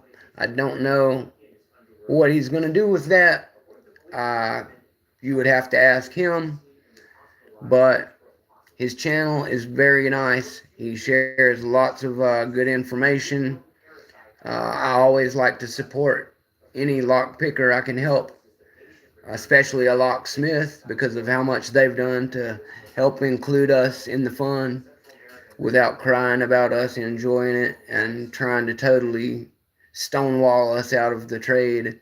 So, big shout out to any one of you who are a locksmith. If you need any assistance from Mounta1nM1ck, I'll be happy to help you promote your services to anyone. That being said, I will make some more videos in the future showing any Peterson picks that I get my hands on. And I would advise anybody who wants to get the free one to get in touch with Door and Lock Tips. He will hook you up. That's all I'm really going to say about that for now. And hopefully, as was mentioned earlier in the broadcast, one fateful day, I may end up fully employed by sparrows. It is what I pray for night and day. I do everything I can to make that work. So, at the moment, I am still on the market to be able to play with other tools, and will be continuing to do so to the best of my abilities for all of you to at least be able to see what Mounta1nM1ck thinks of them. Keytron says, yeah, they still have a lot left, which, as I said, is true, because whatever, I think he was still around 100 of them when I spoke to him the other day, but he assured me when I spoke to him this morning that he has 900 more on the way, and that there will be a couple other profiles. So if you were afraid you weren't going to get into the batch, you've still got time, but you should hurry, because the more these things spread like wildfire, the faster they're going to be gone. And they're doing it all as part of a promotion for a big sale that they're having. They do have some wildly awesome deals that they're going to be doing for that I've seen as well. So if you're interested in getting yourself some Peterson picks, that's the man I would advise you to talk to. Moving along, Packlock was tough for you to learn. Packlock is no joke. Yes, lots of love in the chat for Packlock right now. Any picker, will tell you that a Packlock is a very premium quality defense mechanism, and is well worth the money that you pay for it, unlike many others who we will not throw mud at right now. I think we all know who we're talking about when it comes to that. Yeah, it is a lot of picks, Dean. I couldn't believe it either when he told me 900 more were coming. He's getting them in bags of 300 at a time right now. But when you know a manufacturer like Sparrows or Peterson or Covert, if you are linked up with them, they clearly have tons and tons and tons of product. So It's very rare that a big company will run out of stock of an item unless they're trying to run out of stock of that item, or unless something crazy happens with their machinery or one of their suppliers. So, in the vein of talking about pick makers and suppliers, we will talk about one of our own friends now, who is a pick maker and supplier. I already could not withhold myself from sneaking into this package before our show, and I will show you what came in the package one at a time now. My good buddy Delbert. Say hello to everyone, Delbert. Delbert, the Raking Raccoon. If you are looking for his channel on YouTube, which I highly suggest you make friends with Delbert, check out his stuff, like, subscribe, follow Delbert. Delbert is a great guy. He's always supporting us in the lives. He does great stuff on his own. And I would recommend anybody who doesn't know Delbert, the Raking Raccoon, you better get to know Delbert. He's a great guy. So Delbert approached me, I think it was last week, because this all happens really quick, which will reflect how quickly I got them. He was ordering, I believe, either some heavy legs or some of those new medium hooks, or he could tell you better himself. But at any rate, he was making an order through Greyhound picks. Greyhound, as many of you know, is a good friend of all of ours in Locksport. They recently featured him in a video from Sparrows where he won a disc detainer pick, like the one that I am currently waiting on, that will be coming in the mail soon from Dean P. I bought Dean's from him, so hopefully he would be able to get some new Shackleman stuff to further his channel, because that's what we do in Locksport. We try to help each other out. So he was not getting a ton of use out of his disc detainer pick, and I am a collector of all things Sparrows, and he has been trying to get rid of a few things so he can get some sweet new cuffs and stuff for his channel. So I communicated with him and told him, let me buy that from you instead of just some random, so you don't have to drop prices or anything crazy like that. I'd been wanting to help him out any way I could. Dean is a very close friend of mine, a great guy. And if you haven't seen Dean P on his lives or his channel, I would also tell you to get over there, subscribe to Dean. He's a fantastic friend to have. We talk all the time, and that's one of the ways that I came upon this. So he and Delbert and I were speaking, and they were all talking about getting some new Greyhound stuff. And I'm also had been on Greyhounds Live earlier this week, and ever since I've been super excited for this package to come in, as I already was, because Delbert was kind enough to have some Greyhound picks sent over to me. I must massively thank Delbert. Thank you, Delbert, for sending this package over. You also have been added to the big old book.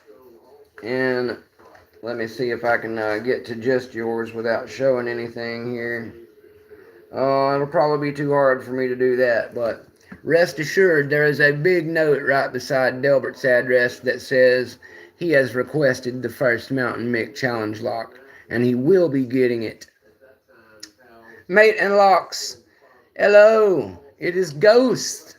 He usually goes by Ghost, that's how I know him. Thanks for letting me know, Ghost. I'm glad to see that you made it over.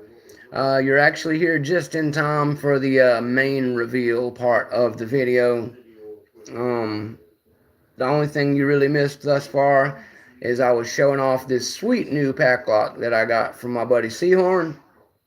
And I was also just showing everybody that if you go to Ace Hardware and get your 38mm, you should get the sign-up thing done with your email and stuff, because you can get a free key made and then you can get 10% off of an order and $5 off of a $25 order or more, which is all great. And when you're buying locks, you need every dollar that you can get.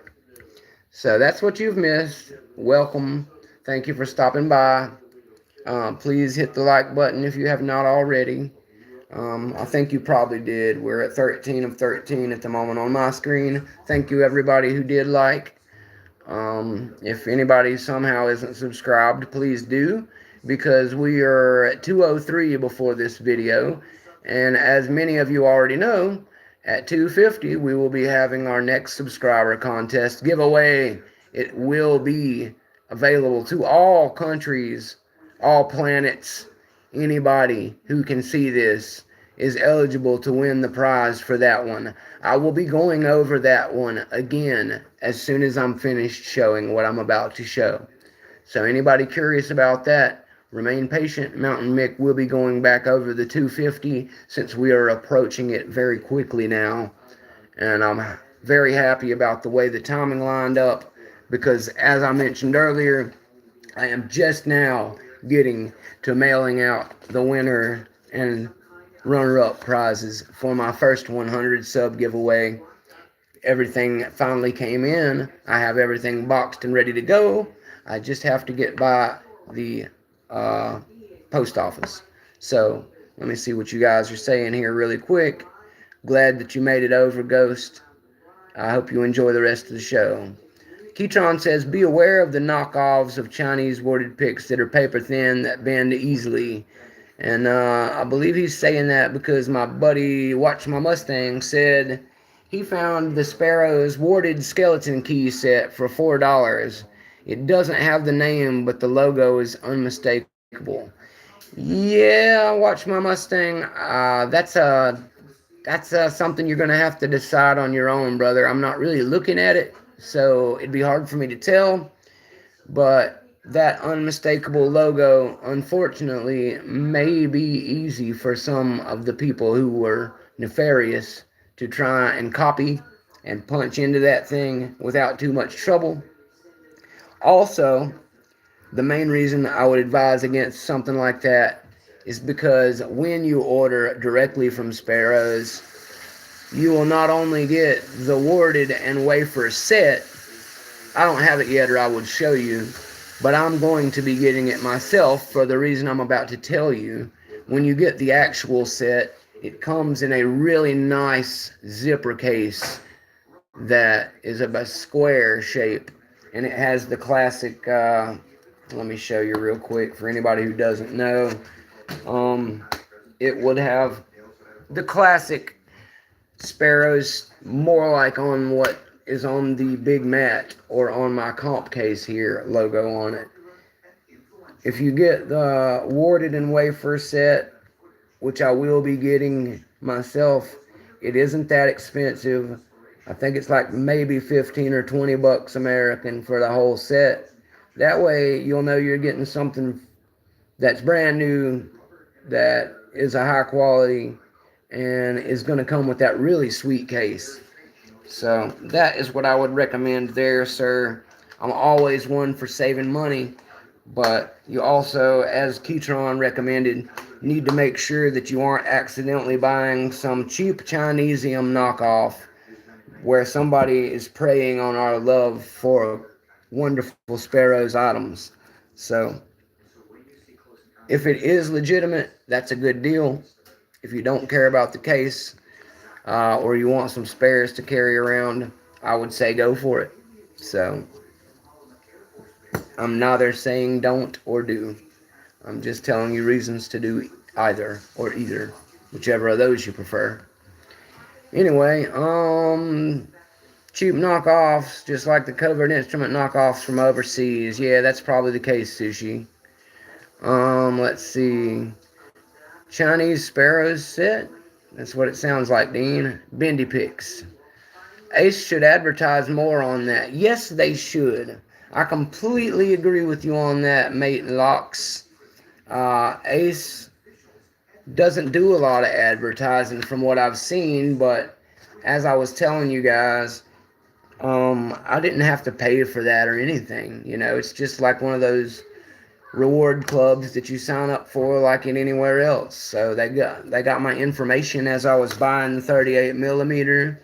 I think this lock was under just around $13, taxes and all, and they took my information from me. Well, it's been a month and a half, and I just now received that. So they're not gonna fill your mailbox with trash.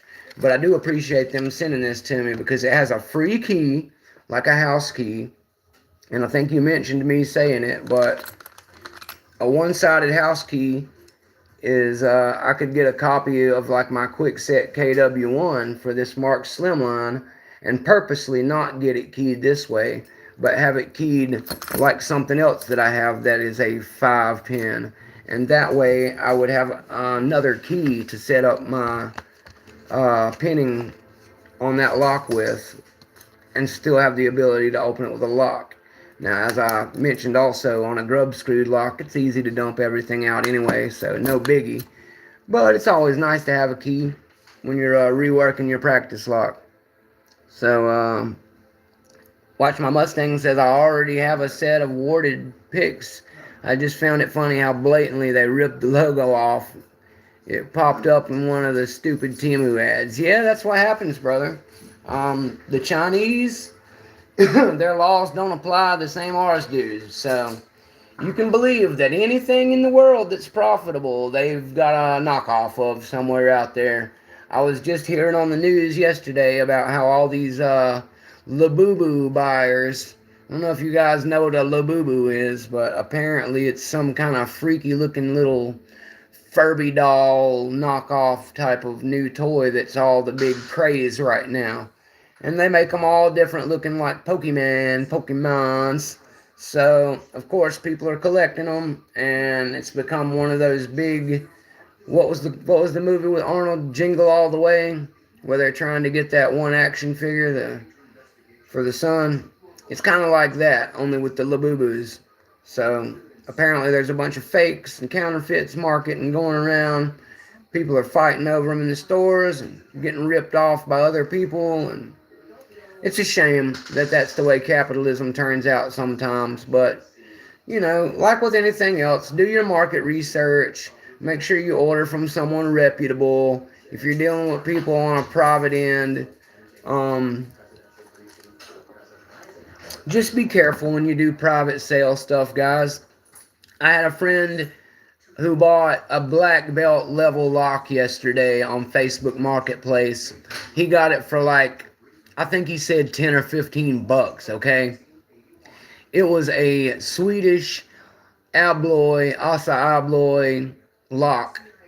Brand new shiny looking thing. Key still in it. He found it on Facebook Marketplace. They were selling it for 15 bucks.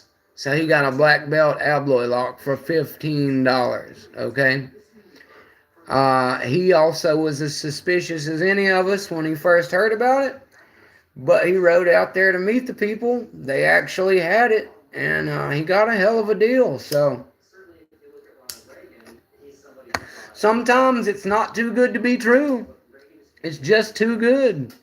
And he was lucky to find that. So that's a great deal. I was happy for him for it. So getting back to the package. I got my Greyhound package today. So in my Greyhound package, I got this beautiful Greyhound sticker. Big shout outs to Brother Greyhound. Greyhound's logo is one of the very coolest ones I think I've ever seen. I don't know how much time and effort that him and his people spent making this thing, but man, what a sharp logo. I love the Greyhound. I love the entire background look of it. It's a very high quality sticker that they make. It's not some crappy little, wax paperback one. It's got a pretty decent sticky and thickness to it. It's a nice smooth on top. Really nice sticker. Alright? So if you order from Greyhound, you're probably going to get yourself one of these really cool stickers. And I have not had a Greyhound sticker before. And being that he is a really good bud of mine, I am super stoked to have the sticker. So, I will be adding it to my collection of sticker swag that I keep for myself. Apologies to anyone else who thought that I was going to send it out. When I get duplicates of things like that, that is the point where Mounta1nM1ck sends things out. Or, if it's something somebody gives me specifically to give out. Like the Lady Locks sticker prize here. As you can see, it is still sealed the way it was when it came in. It is not going to be changed in the least bit.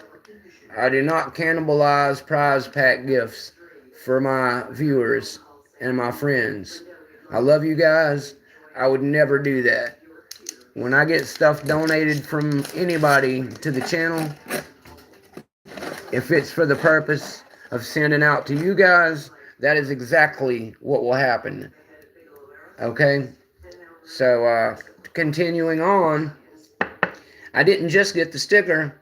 I also got this beautiful poker chip. I haven't scanned the back of it yet, but I imagine that it will lead me to Greyhound site, and I will be checking that out later tonight for funsies. But the logo on it is the other Greyhound logo, where in place of the Greyhound dog, there is a beautiful padlock in the middle of the flames and whatnot. I'm trying to get it to focus a little better for you guys, but if you can see it, you will see that the Greyhound poker chip, it's a very seriously nice poker chip. I think poker chips are a great idea that somebody along the way came up with. And I'm a sucker for both stickers and chips, guys. Mounta1nM1ck loves this type of thing.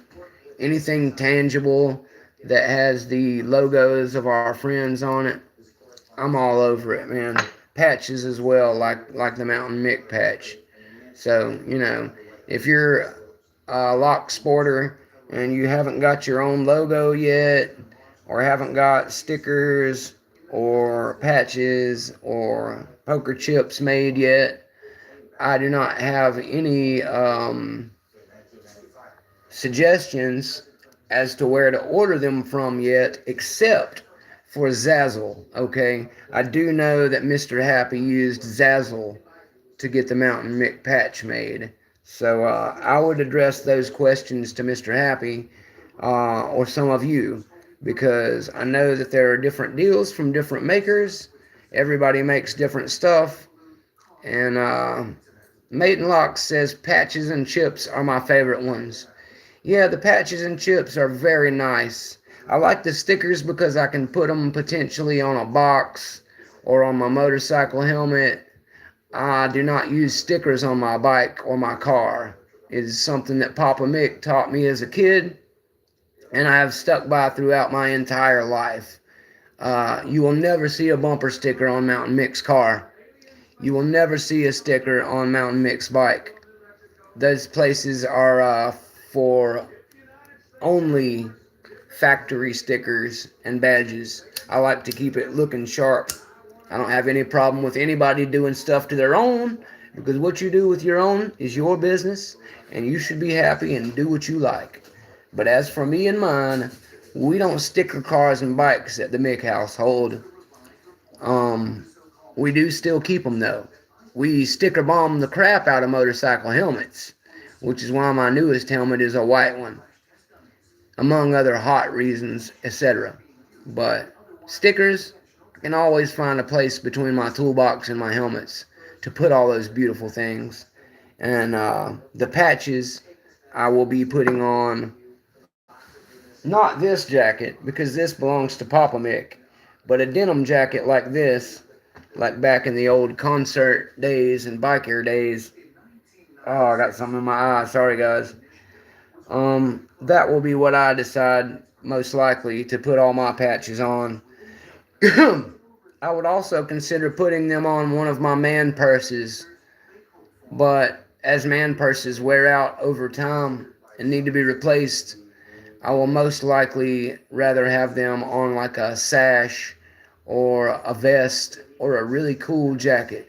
Some people prefer leather, like a like a rocker, like bike MCs will wear.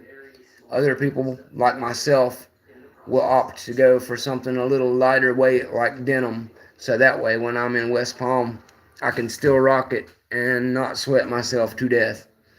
So let's see what you guys are saying. Dean says, I've got to decide what logo to change mine into so it won't copyright issue if I make a sticker. Yeah, Dean, I'm a big fan of your secret squirrel, dude. So I'll help you with figuring something out if you don't mind. We'll try to find a way to maybe get secret squirrel still incorporated, but not in a way that they're going to smash on you like that. You'll come up with something, brother. Matelock says the Ghost family is known to sticker them welding helmets. Yes, sir. That's something else that the Mick family will do, mate. A welding helmet is another great place to slap stickers. Completely agree with you there, sir. I'm a fan of welding. I'm not great at it, but I am good at it. As a mechanic, I don't weld for the beautiful welds with all that, dime dropping, dime stacking beauty that you high quality welders can do. I think if I put more time and effort into it and had the right equipment, I could turn into one of you guys with some definite exceptional extra experience. But for now, I do know how to stick weld. I do know how to MIG and TIG weld. I do know how to braze with brass and an acetylene torch. And I suppose as if I was just doing it for a plumbing job or a nice exhaust system on a race car or just the body, the roll cage for a race car, I would feel more than confident that my own welds would be strong and keep me held together. Now, I would probably commission somebody better if I wanted it to be pretty, but I can weld. Let's see. Velcro on the back of the patch. That way you can move it. Yeah, Keytron, I agree. I'm a big fan of Velcro backed patches.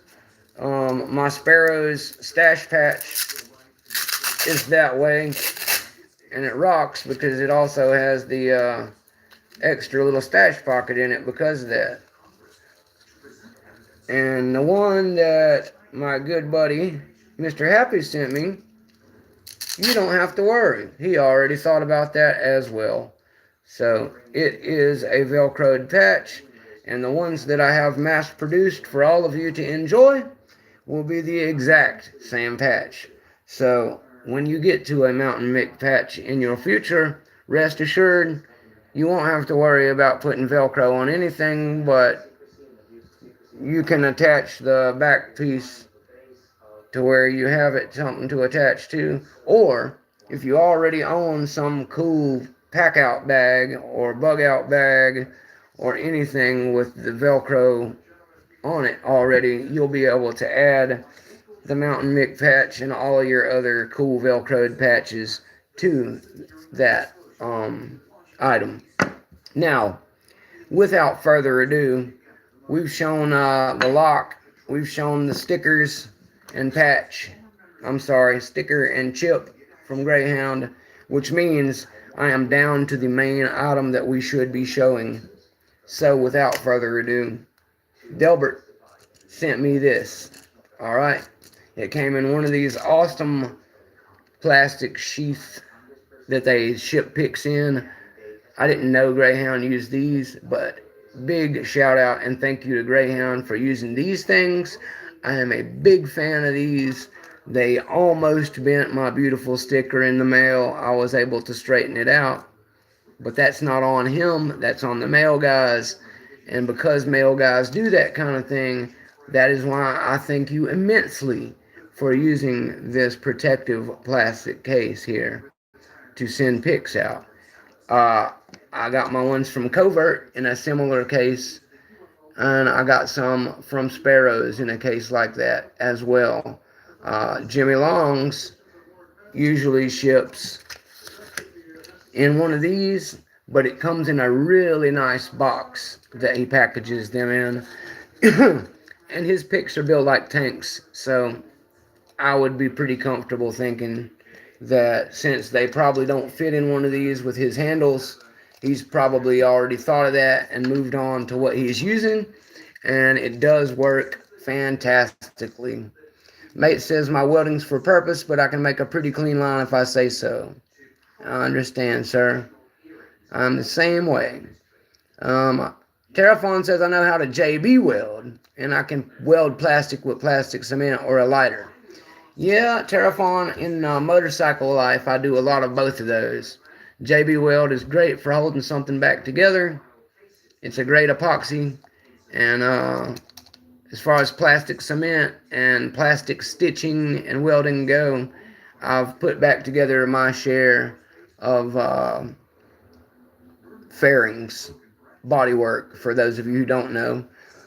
On a motorcycle, the bodywork is known as fairings, and fairings are usually made of an ABS plastic.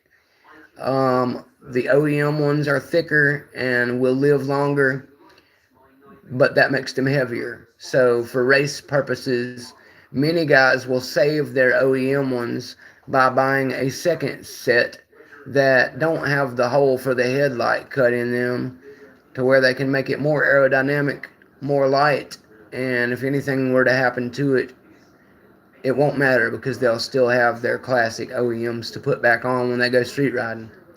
Just a little motorcycle knowledge for you real quick. Dean says he knows nothing about welding. Yin Yet says you're waiting on Mounta1nM1ck coins. Okay, Yin Yet, that's something that I had not actually even considered yet, but as I'm also a big fan of the challenge coins that Sparrows themselves make, I will look in to making some Mounta1nM1ck coins as well, sir. That would be a really cool item. Thanks for the idea, Yin Yet.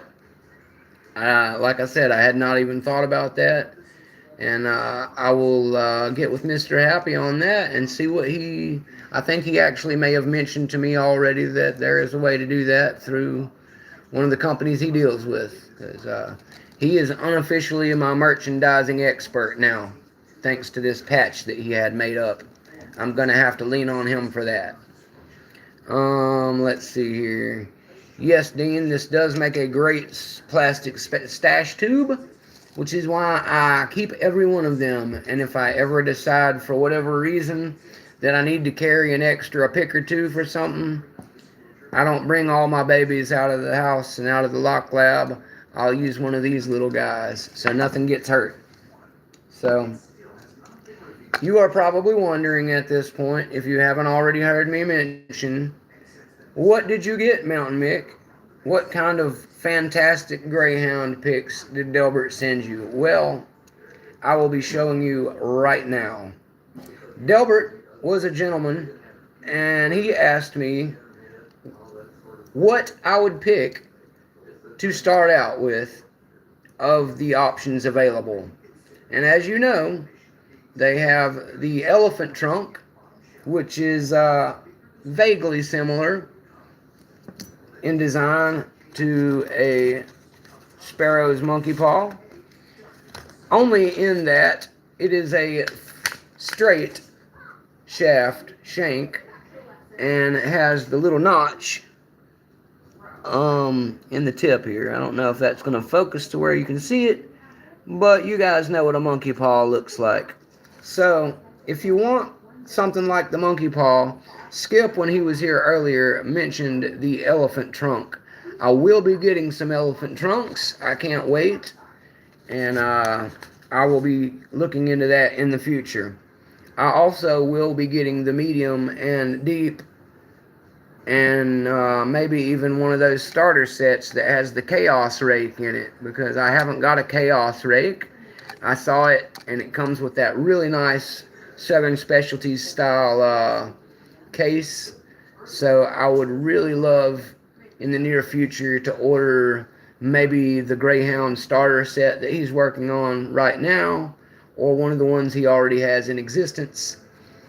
And basically, since he is a good friend, and depending Well, I'll be getting them either way. Let me just put it that way. But I've got an idea from the community's response that I will be falling madly in love with these picks and be wanting some more of them.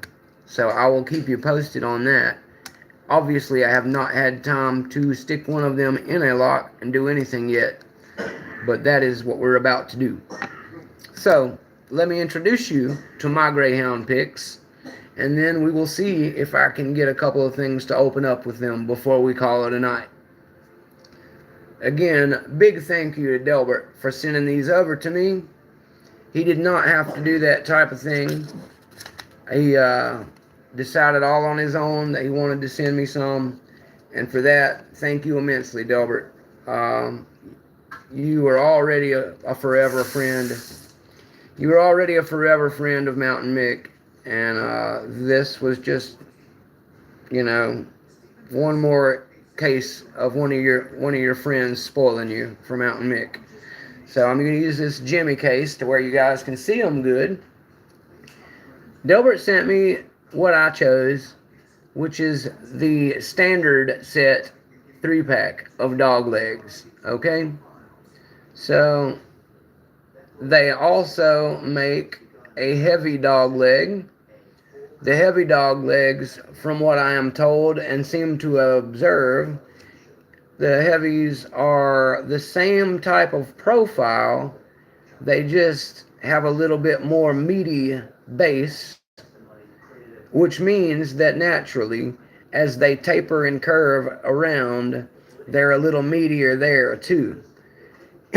So if you're into bullying locks, which is where you're extra cranking on in there, I would probably recommend you to go to the heavy legs first. But as someone who already owns a massive amount of Sparrows 25s, which I usually use for my bullying and everyday bullying and learning, a Sparrows 25 is pretty tough, guys. It will get the job done. That being said, my Jimmy Longs and my Peterson, as well as my FNG pick from Covert, are all very strong. Mounta1nM1ck, being a mechanic, is a little heavier handed than some, but obviously not as heavy handed as most that are breaking picks left and right, apparently, because I have had no problems with any of these makers' picks, guys. It has been one part luck of the draw on the steel, and the other part knowing when to be delicate and when to go hard on them. When you are going a certain amount of hard on something, it's very easy to tell that you're in the wrong place and you're just picking against warding, not a pin. If you're ever having to push that hard, there are two ways around it. Back up the tension a little bit and you won't need as much. If that doesn't help, you're not on a pin, so you need to move anyway. Alright? So, as I said, all the makers of picks that I have zero complaints in the strength department. I gotta tell you guys, these modern pick makers, I hear everybody crying about 301 high yield, like these two are made of, being the only thing they will buy. Okay? And if that's the way you feel, you're entitled to feel that way. It's your set. What I will say is Mounta1nM1ck has used this new Peterson government steel for most of the week since he got it. And I gotta tell you, whatever it is still built like a tank. Okay, this thing, I have not had one time where it flexed odd or I was afraid that I was gonna chip the tip on something. It's also strong, so while it may not be 301 high yield, I have zero problems with it, and I do love the feedback I get from it. So I do not know why certain pick makers do this. It may be about, economics. It may be because they truly believe, much like with a knife maker, that you are getting better feedback through making the pick. Something you got to keep in mind about picks and metal is that metal is more brittle the harder that you make the metal. Now, brittleness is good for feedback. So you kind of have to figure out how far you want to lean one way or another as you're a pick maker. If you make it too soft, it's going to be bendy, but it's also not going to snap as easy. But it's not going to give you the level of feedback you would get from a more brittle pick. So the hardening process there has a lot to do with it. Now, also, as part of the process of making these things, like with anything, you have to cut the metal with something. So, depending on what quality and hardness of metal you use, that will affect that will affect many other factors. The heads on the machine, like a lathe, for example, that do the cutting of the metal, are going to wear out faster on a harder metal. So you have to keep in mind that part of the price of what we're paying for is the replacement of the quality of those heads. A tool maker has to use that head to make as many tools efficiently as they can squeeze out of those things. So when a brand new one's on there, it's going to cut like butter.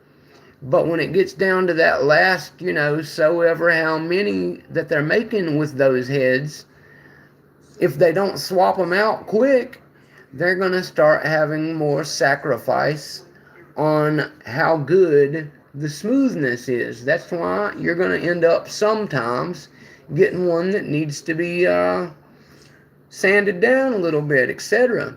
And most pick makers in modern times have done a really great job getting down the rolling process or tumbling, where they, when it's complete, put it in a machine that gets rid of all of those sharp edges and burrs on a bunch of them simultaneously. So I don't know exactly how that process works, but I know that they all have gotten really good with it, and I can tell you why I know.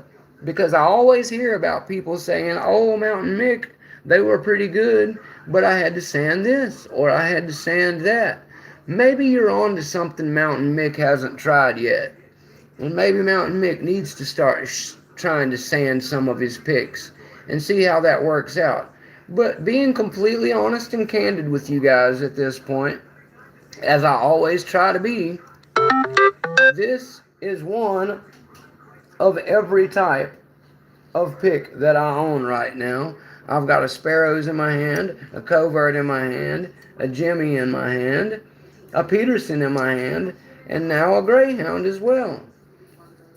Out of all of these makers, I have never one time touched any of them with sandpaper. Never needed to, never thought about it, never had to.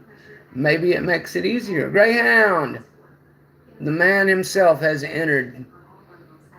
We're having a little discussion about my wonderful new dog legs I just received, Greyhound. I'm glad you were able to make it. So big shout out to the man with the plan. And now he's got the Mick with the pick. So I was just telling everybody how I have never had to sand a pick in my life, because pick makers like yourself have gotten to really good quality to where I'll show you guys, okay? I've got tough hands and I've got calluses from picking and years of mechanic work, but I am not in the least bit afraid to run my fingers down every single one of these picks I broke out. That's what I brought them out to show you. I will happily run my hands and fingers across all these picks, which have never been done a single thing to since the day they came in the mail. They are not sharp. They are not jagged. They will not hurt you. They are very well machined and manufactured. And for anybody who has gotten some things that are not that way, I apologize to you, and I apologize that that ever happened from whatever maker you bought it from, but my experience has not been that. My experience has been that all of these makers do a fantastic job making the smoothness and tumbling of the pick and the handle. Let's not forget to mention the handle. Mounta1nM1ck is a handle snob, unlike many people.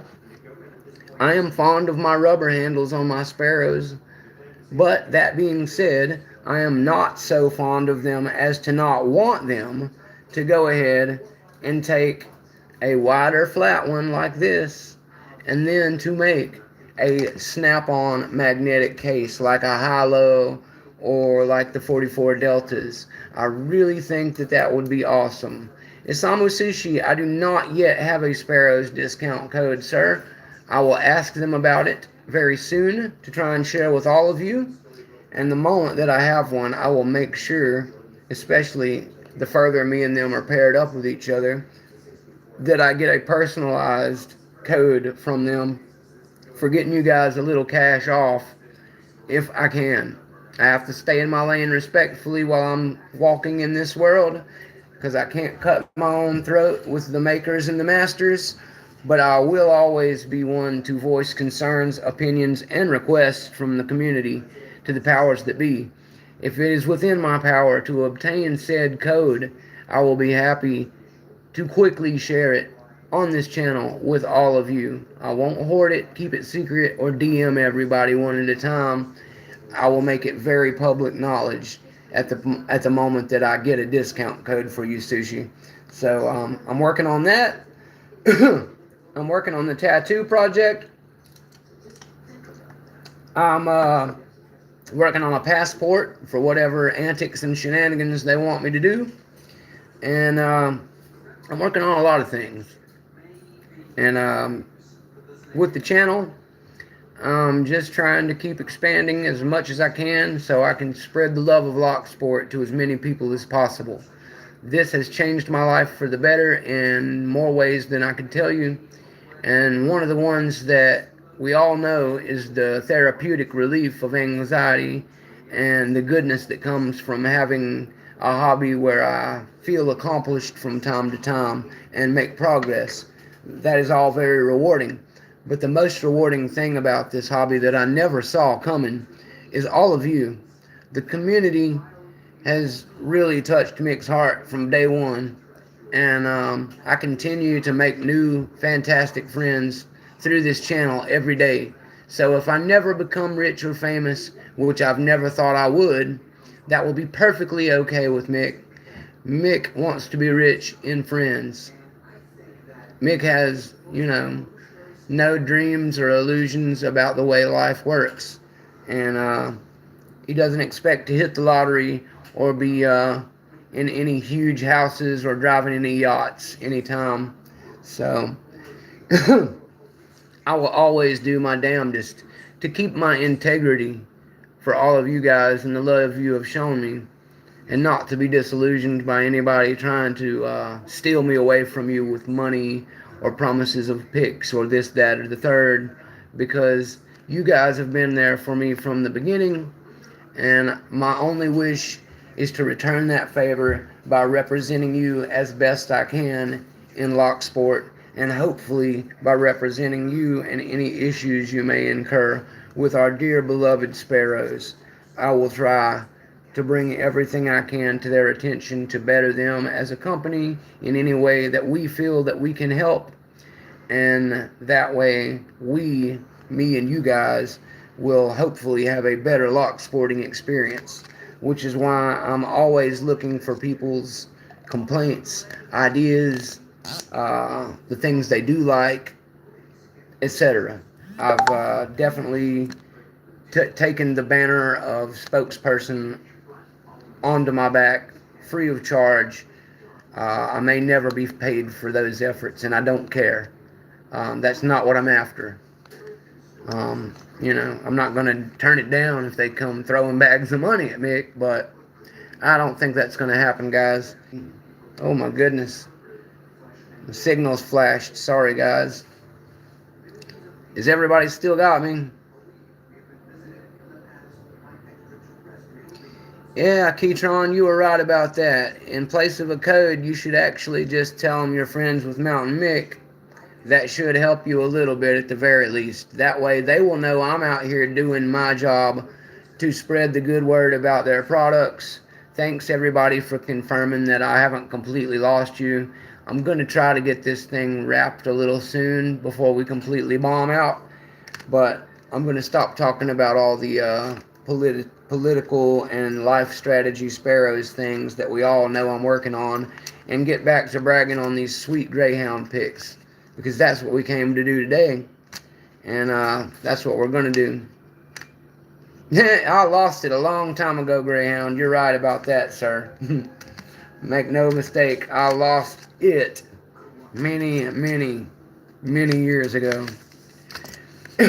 But I still hold it together, what I've got left, pretty decent. I'm glad you guys are still out there and still have me here. Let's grab one of my favorites that's not super hard, and let's play around with some of these Greyhound picks. Now, what I did not mention is that all three are different size thicknesses, which is absolutely genius. You guys have seen my big pile of picks over here. At the moment, every Sparrows that I own is a 25. My covert instruments are 25 and 20. My Peterson, I have not measured, but I was told it was supposed to be an 18. But somebody told me they think theirs was a little meatier than that. And again, they were slight defect. And that's how we got them free. And I have not a set of calipers to measure them with. So I'll get back to you on that. But I do like the size that it is, whatever it is. That being said, my Jimmy Longs are 19s and 15s. So I have a pretty good span of different sizes now between all the different makers and picks that I own. And adding these lovely Greyhound picks to my set is no different. He pretty much has all the sizes that I like included here.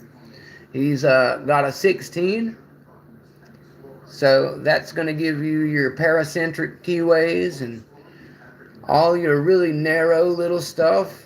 For example, this little monster right here, this is an Abus 7440, and it's got the Yale keyway. I've got it upside down, sorry. It's got a Yale keyway, so you can see it's got a really hard cut up here at the top, and that warding makes it very difficult to pick from the bottom up.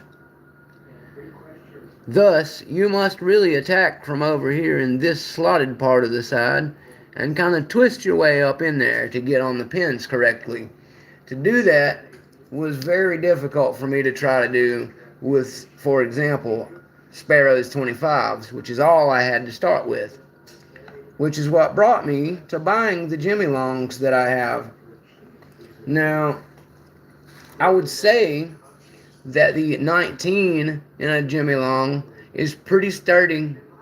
It's probably a good Goldilocks size for pickers who don't have anything yet.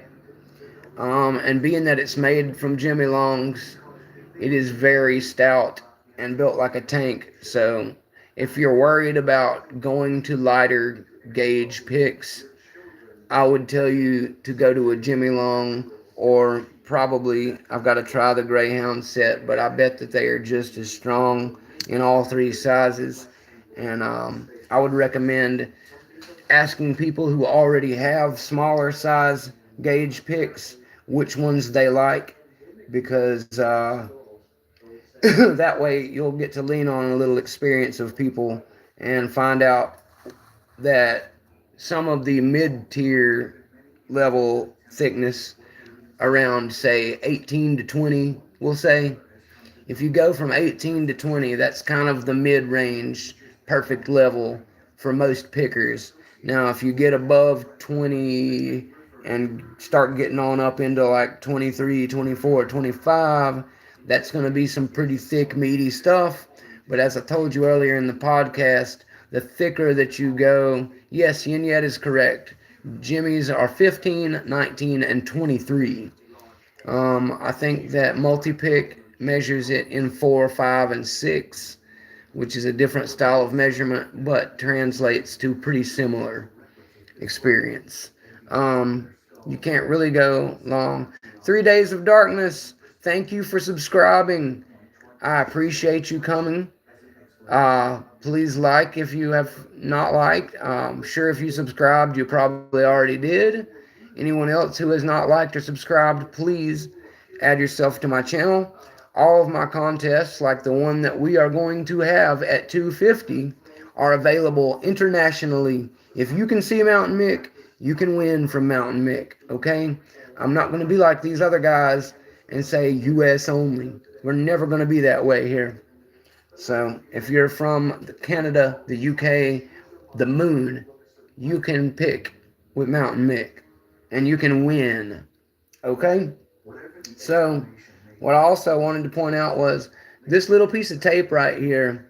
This is just to remind me, because I don't have any of the cool little 44 Delta or Jimmy pick stuff to put in the hole in the tang there. But you can get different colored ones to go in this hole that I'm looking through here, and that will help you keep track of it.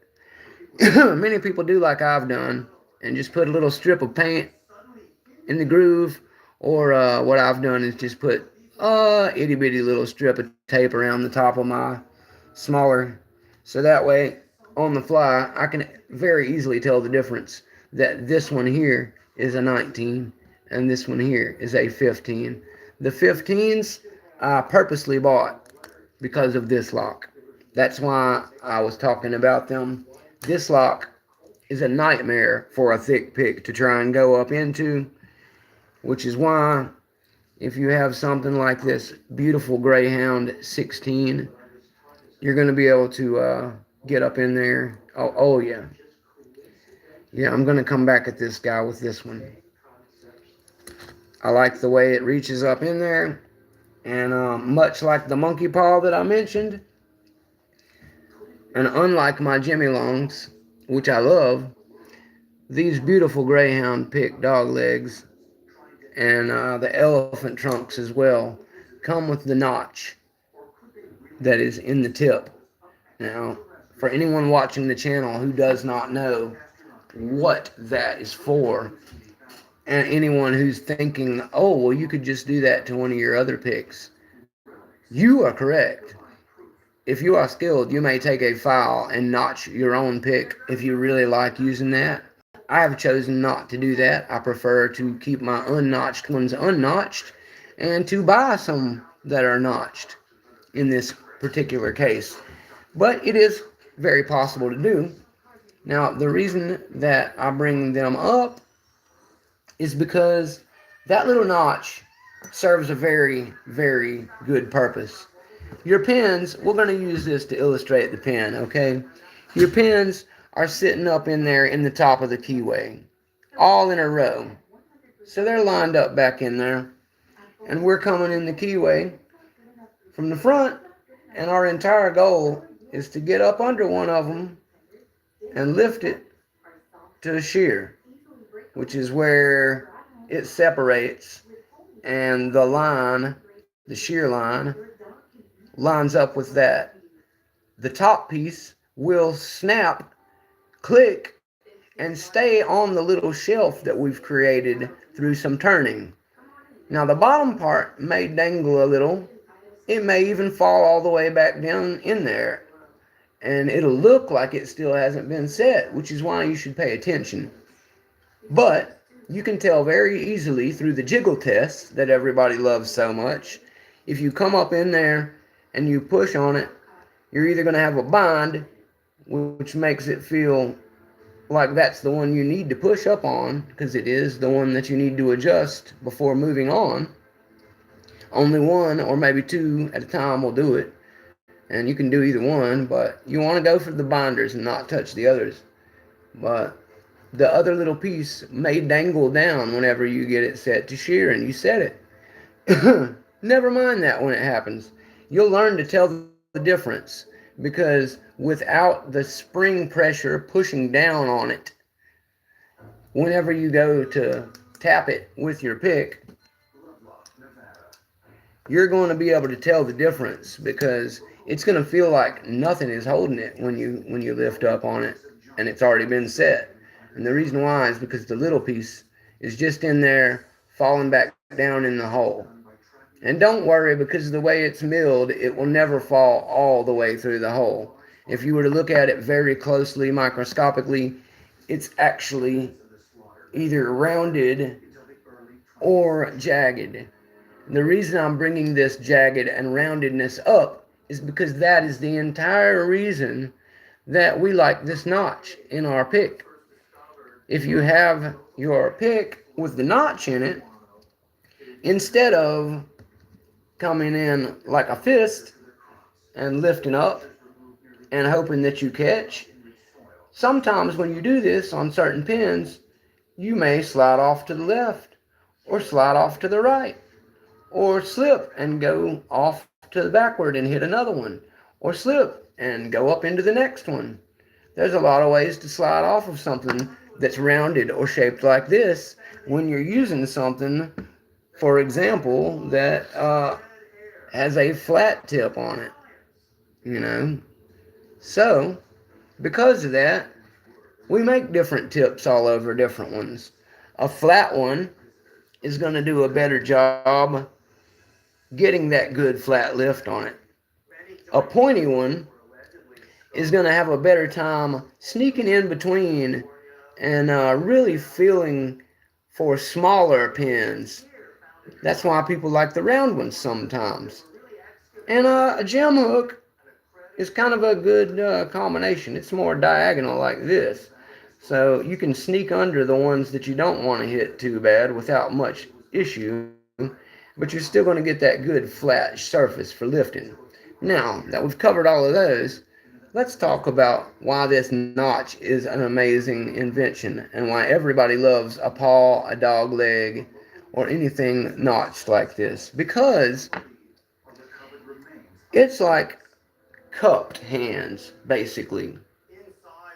When you go in there to get under your pen and set it, imagine that this notch we're talking about is the center of the palm in the cupped position.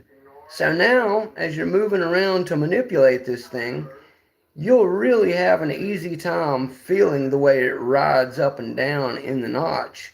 And when you're in the right spot in the center, it's going to sit there really well. So when you're doing a really hard lift, where it's got a lot of spring or it's a high lift, this notch is perfect for keeping the pin centered and riding on your pick to where you're not going to slide off behind it on either side to the side, and you're not going to be just guessing and bumping into a whole nother pin while you're using a big broad flat one. So that's just kind of a quick, maybe not so quick lesson for pickers and others who do or do not understand that. Bullet! My brother has entered the chat, fellows. If you do not know Mr. Bullet, Bullet is my best friend. He is like a brother to me. He hails from the fantastic country of Turkey. And I've always told you guys Mounta1nM1ck is an international channel. Mounta1nM1ck's friends are also international. So hopefully when Uncle Sparrows finishes getting Mounta1nM1ck his passport, he might just ask his brother Bullet if he wants to go on a little trip to Turkey. So we'll see if that ever works out. And if it does, I'll show you guys what the lock sport area of Turkey looks like. So anyway, make sure if you see Bullet anywhere around Mounta1nM1ck's channel that you're super nice to him, because he is family. And I mean that in the utmost of ways. So, since we have introduced our Greyhound picks, let me get this, let me get one of my locks out here, and we'll play around with it. give it a little business. Where is my master lock number 5? There it is. Hanging out on the table already. Of course. So we will just go with a simple double Z-bar FNG set turner. Thank you, Dean. I appreciate it. I was just trying to give a good explanation to anyone who doesn't understand how the notch works on a monkey paw or a dog leg. And the dog leg is a great deal for anyone who doesn't have this type of thing yet. I believe it's just over $12. You can ask Delbert or someone in the chat. But for a good little fee like that, you get 3 of the dog legs in a package in one of these bad boys right here safely. It will also come, most likely, with a beautiful Greyhound sticker and poker chip, which I'm fond of very, very much. I love the sticker and the chip swag. Thank you, Greyhound, for having those included. And that's the kind of swag that all companies need to pay attention to. We are swag nerds by our very own admission. And if you think that stickers and things like that are silly, then I must disagree with you politely and respectfully. I'm a very big fan. Mr. Greyhound himself has let us know in the chat that it is $10.95 for 3 of them as of now. So if you like the dog legs that we are showing in this video today, go to Greyhound. What is it, Greyhound? You can put a link in there too if you like, sir. Feel free. What's up, ZX6R Wheelie Man? Glad to see one of my bike buddies back over here hanging out. Yes, Sushi, I do believe Southern Specialties has helped our brother Greyhound with possibly producing these picks. They definitely seem to be a Southern Specialties look. And the cases that he sells as well, the beautiful little leather snap cases, like you would have a knife in or something, I believe those are as well. That comes with the little Southern Specialties eye-looking symbol on it. At any rate, Southern Specialties, I don't have any of myself, but rock out with your lockout. Dean P., many of you have referred me to them many, many times. Greyhound confirms that Southern does build them for him. So thanks to the guys at Southern Specialties. Yes, most of you are Southern Specialties fans, Dean, and I got a feeling that I am now, thanks to Greyhound and Delbert, about to be a big SS fan myself, because they offer a lot of good stuff at a lot of really great prices. I really dig those leather cases that they make. And big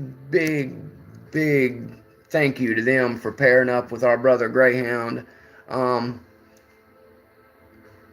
was more interested in trying out his pick than I could possibly say I was interested in anything else I saw from them thus far. Sushi says that Newhouse's shop is all Southern as well. So if you heard earlier in the video, Newhouse is a locksmith. He produces the Pumpkin King and Pumpkin Queen, among some other things. Many of my shackleman cuff friends, like Rock Out With Your Lockout, have told me that the Pumpkin King is his favorite new handcuff pick. So definitely check out Rock Out's videos. Check out Dean P. Check out Greyhound. Greyhound Picking has lots of videos with that stuff. Greyhound has developed a couple of new picks that should be coming out anytime. I think he's got a deep that's about to come out. I definitely am interested in one of those. He showed it in a video just the other day. And I will be appearing sometime soon live on his channel to pick with him and have a great time. And you can definitely believe that I will be bringing my dog legs for the fun. By then, I will have a much more developed sense of how to use them. Isamu Sushi says, and Bigfoot. I don't know anything about Bigfoot. Dean P says that the new house cipher picks work great on handcuff picking as well. Thank you, Dean. I am going to get into all of the Shackleman stuff. I'm going to bring the camera down a little bit so you guys can watch me pick for a second. I'm going to try to still see what you're saying in chat the best I can. But just remember, I'm having to run it rough tonight because I don't have all of my gear running since the Wi-Fi went down today. So I think I still can see you guys well from here, but you guys will be able to see me picking. So without further ado, let's get some of these dog legs going, and let's see if these dogs will hunt. I got a feeling they will. So I've got my little 0.4 size bottom of keyway. May use the other side really quick. Let me see. Yeah, let's use the bottom there. Let's use the skinny one so I've got room. And let's see. We're just going to start out the way I started out with sparrows and everybody else. We're going to give it the old classic 25 size of the dog leg and see what she'll do. Because I want to see how she feels.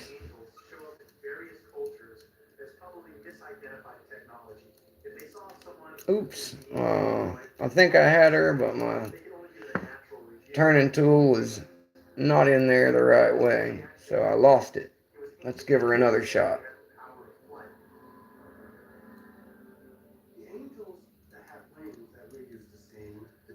Oh, yeah. I can definitely feel the pins cupping the way I was talking about a second ago. And I like that. I can definitely feel what's going on pretty good in there.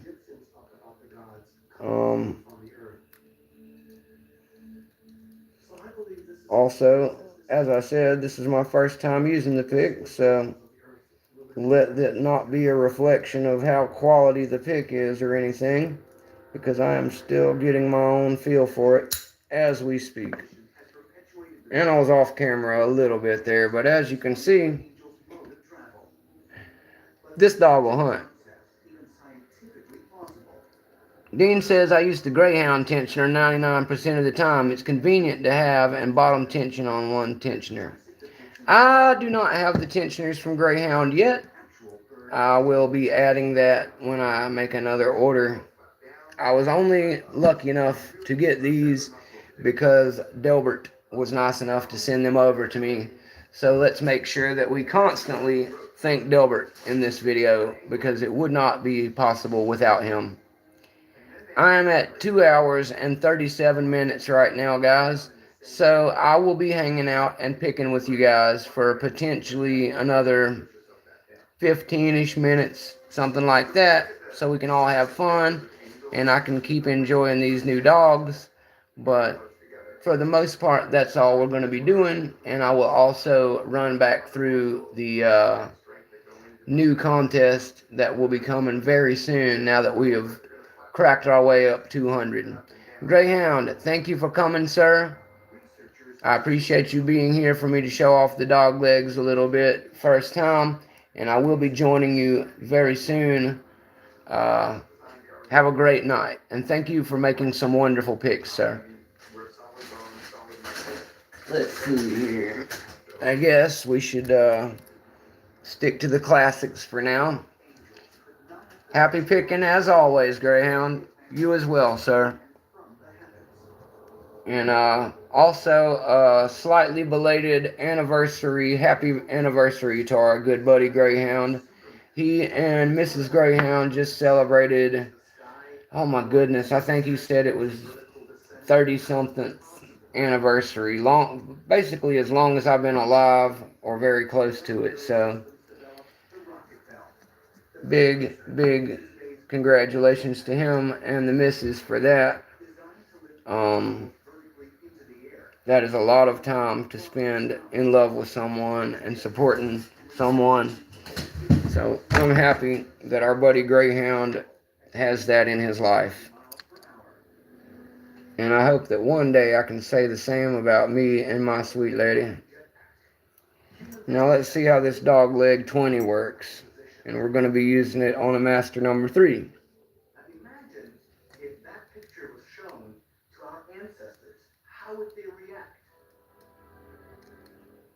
Again, it has really good feedback instantly. I'm not usually a big fan of the metal popsicle sticks. But I do have some really good shrink tubing that my buddy Mr. Happy sent over for me. Uh, it's a good thing that I will probably be adding to these at some point. But that's because I'm a handle snob. It's got nothing to do with Greyhound or his picks. Um, if I do put it on there, it'll be because of how much I love the way this profile. Yep, there we go. It'll be because of how much I love the way this profile works. Yeah, I do have the plasti dip on the Sparrows, Dean. I showed off the plasti dip that was at sale at Walmart last time I went there. That is a good option for anyone who wants to add some custom handles to your picks that are already non. Some people tell me that they do not like how much Sparrows put on the tip here because they can't feel the feedback through the tip up here. Well, I've also been told by a great many of people that it's very easy to just cut a little line around this thing, get it on off of there to whatever adjustable length you would prefer. I've seen people go as low as to down like right about here so they can feel the very tip and still have some of this nice comfort in the back. So they're your picks, you know. Feel free to do all the customizing that you want, because keep in mind that years ago picks were made by you for you. So, for example, my good friend Q, you'll see him in here from time to time as QTH or Spectre. He is in England. He only recently got himself a kit of real picks. He has been picking for a long time and only picking with homemade picks. I saw what he had the other day. They were pretty cool, and he did use the wiper blades and stuff to make them. That being said, I talked to him about getting himself a set, and what he decided to end up getting was some Law Lock tools, because he is there pretty local to Law Lock.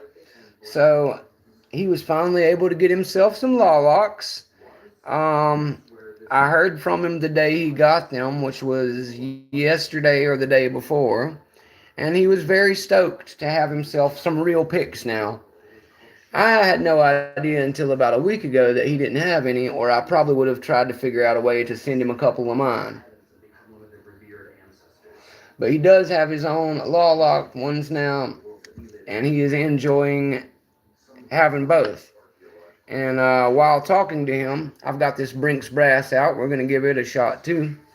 While talking to my buddy Quinn, Q, he told me that he had forgot to order a deep pick when he was ordering his Law Locks. And I was like, my guy, you make picks? And he was like, oh. And I said, yeah, that's one of the beautiful things. You're already ahead of the curve, sir. When you need something that you don't have already, whip one up until you can get it. You're already doing really well picking with picks you made for yourself, so just get in the lab and make yourself a deep. And he was like, you're right, Mick. I'm going to work on that soon. Yes, Delbert, you made it back.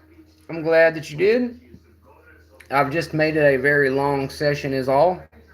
My lives do pretty well lately, thanks to all of you supporting me. And since I took the last few days off from making videos, I felt that I would give this video some extra love and attention. Skip had asked me to do more picking in my videos, so that's kind of why I'm still here hanging out and doing some picking and enjoying talking to all of you and showing off these sweet new Greyhound picks, these dog legs that Delbert sent over for me to enjoy. I'm really liking them so far. I can already tell that the more I use them, the more effective I will be with them.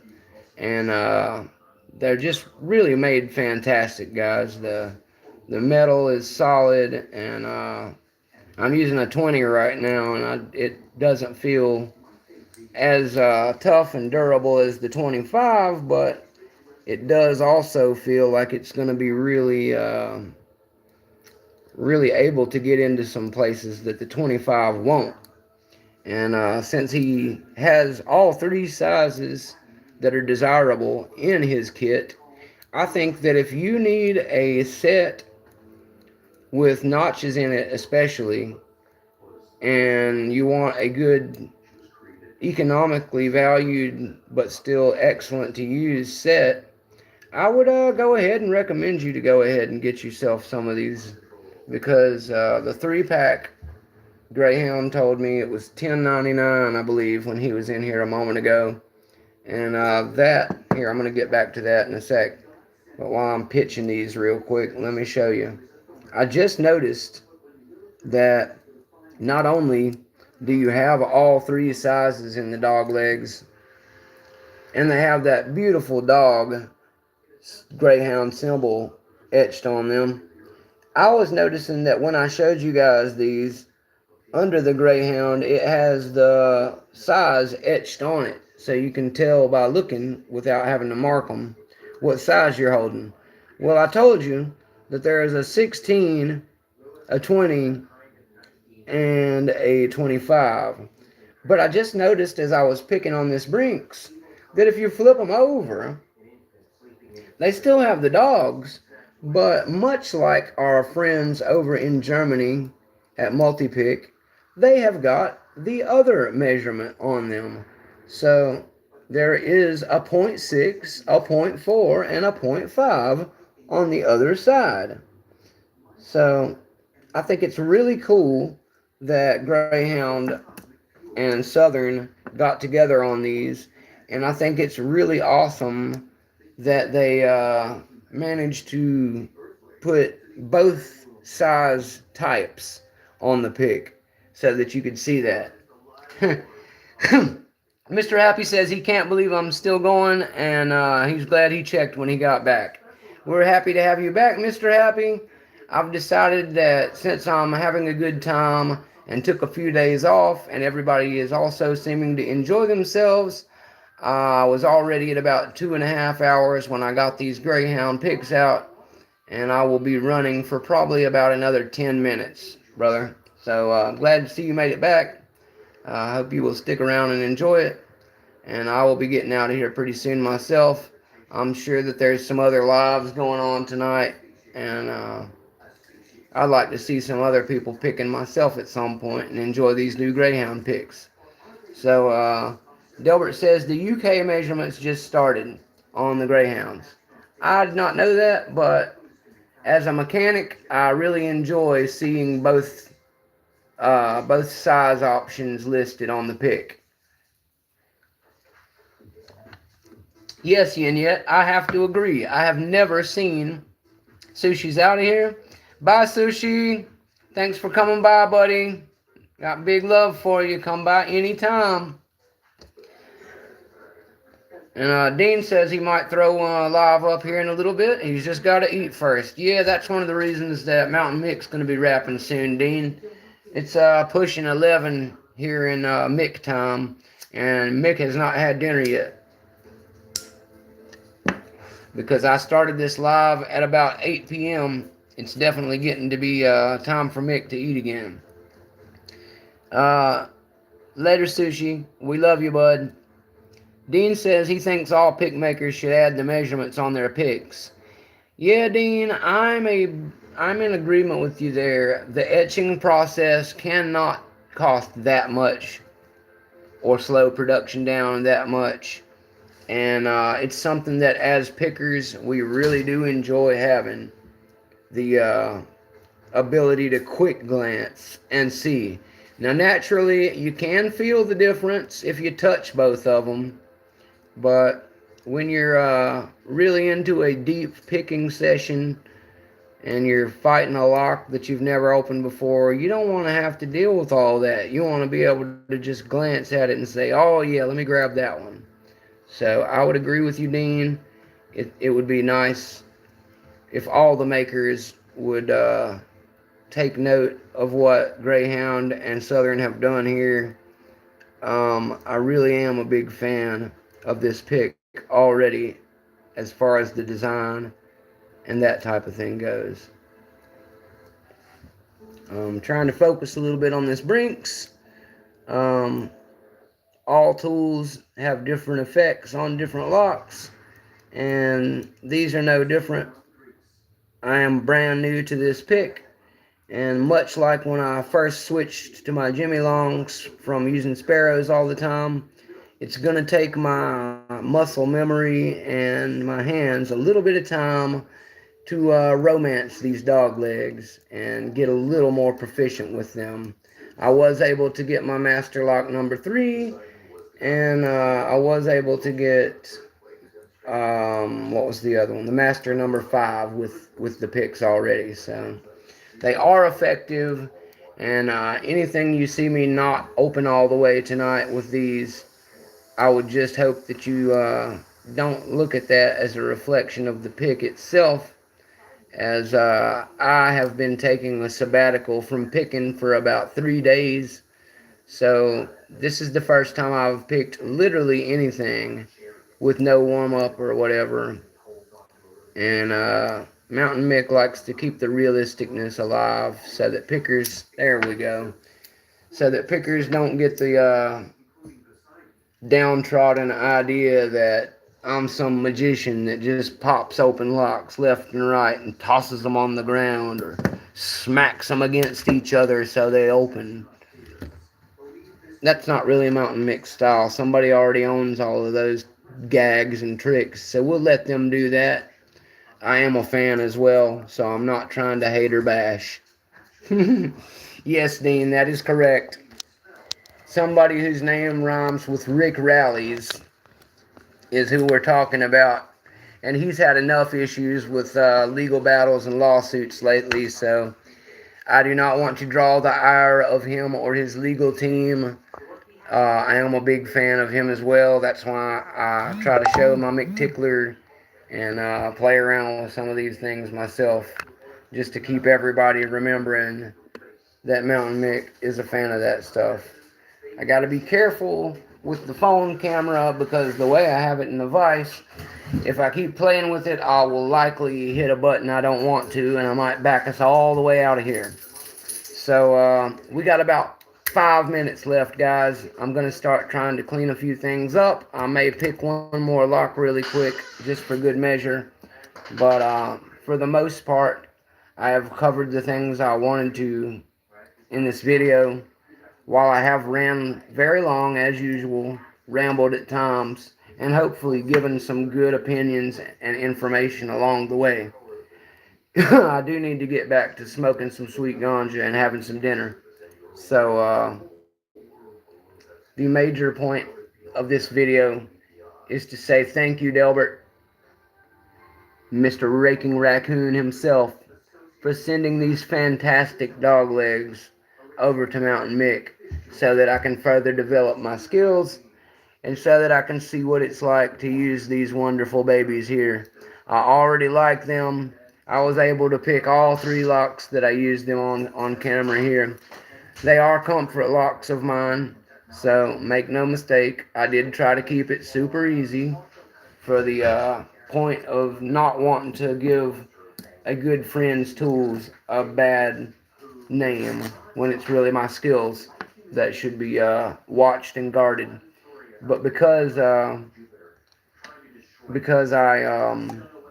was able to open all three, I will not tempt fate any further tonight. I am going to try one of them out on this master lion head tonight and see if I can get any luck there, because I wanted my monkey paw to be the one to open it. But because I did not order the heavy dog legs, and I decided to opt and start out with the standard dog legs, I'm very happy that I did. And the reason I wanted to do that is because I have a lot of this stuff that I'm going to show you guys really quick before we go. This is a little bonus show and tell for all of you who still hung out with Mick, okay? Before we go, Mounta1nM1ck is going to show a few really cool locks that he got in his package from Neil W. across the pond. You may remember from a while back I had a video where I showed off a package that I got from England. Well, these are some of Mounta1nM1ck's English locks, and I was able to figure out what some of them were, so I was going to share them with you really quick. Delbert says, absolutely, Mick. I hope they grow on you as fast as they took to us.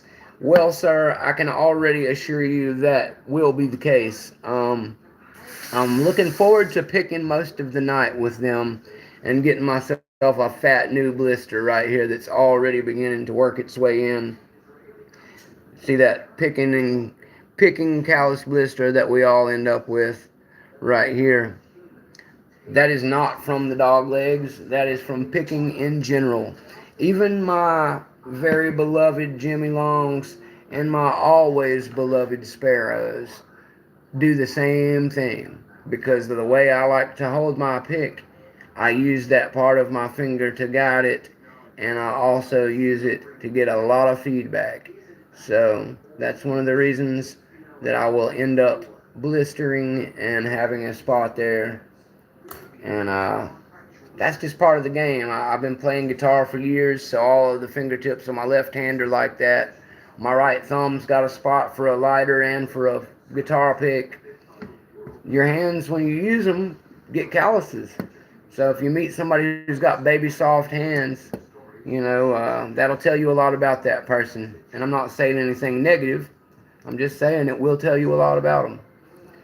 Mr. Happy says he got the slim pickings and just added a traveler's hook, notch decoder, and shim, and always carry it on me. Definitely a backup like for that. Yes, sir. I myself was blessed enough to get the Covert Companions alternate universe model. This is the Sparrow's Escort. Georgia Jim was good enough to send this thing over to me, so I very much value this thing because it is not only a tool I was already really looking forward to having, it is one that belonged to Georgia Jim, who's a living legend among us pickers, and I always like to thank him again whenever I bring this thing up, because ever since I got it from him, it's always with me. Just like my maces that I got from Walt and from Sparrows. The Walt Cade Mace 1 and 2, which is in the back of the phone we're recording on right now, if you're curious why it's not out here. Because I always have it in the phone, that's why. And the Escort always lives in my pocket. And the other thing is still in my pocket. That's how I can prove to you. Check this out. This is the other item that I most highly advise people who like Sparrows to get. This is the curved Turner set. It comes in this beautiful webbed snap thing right here. It's not a really expensive set. I've been using it since I got it. Georgia Jim sent this to me as well. I like to pair it with this and my maces, and honestly, between my maces, the profiles on the Escort, and this set of very nice top of keyway or bottom of keyway style, curved or flat, etched in 3 sizes, Turners, I really don't see the need for ever carrying anything else for ACD or EDC or for travel picking. And if I was completely honest with you, once I got these turners, I was thrilled because I'd been on a quest to get some better ones. I will say that I was thinking of getting the covert ergos. I will probably still get those in the future. But the reason I bring up the Sparrows ones is because I have almost every Turner Sparrows makes, if not every one. I think the only thing I don't have is the heavies. I have the heavies, the flat bar knurled, and 2 sets of the tension 1. That being said, all of those work great for the vise, and the tensioners 1 work decent for in-hand picking, but mostly for starting out. If I were gonna recommend somebody to buy any one set of turners from Sparrows, this would be the one. If you have one of these, it will cover all your needs very well. The little notch that they cut into it, if you can see the notch, every one of them has that deep notch. And that notch compared to, well, that's not a good example because that one is just cut out. But like the dog-eared ones, like this one, if you look really close, the dog-eared one has teeth cut into the spot right here. Those work better than the flat ones that don't have the dog-eared teeth. But these, with that deep notch in them, they work way better for me. And the curved for in-hand picking and for vise as well is very nice for me. Ergonomically, it works great.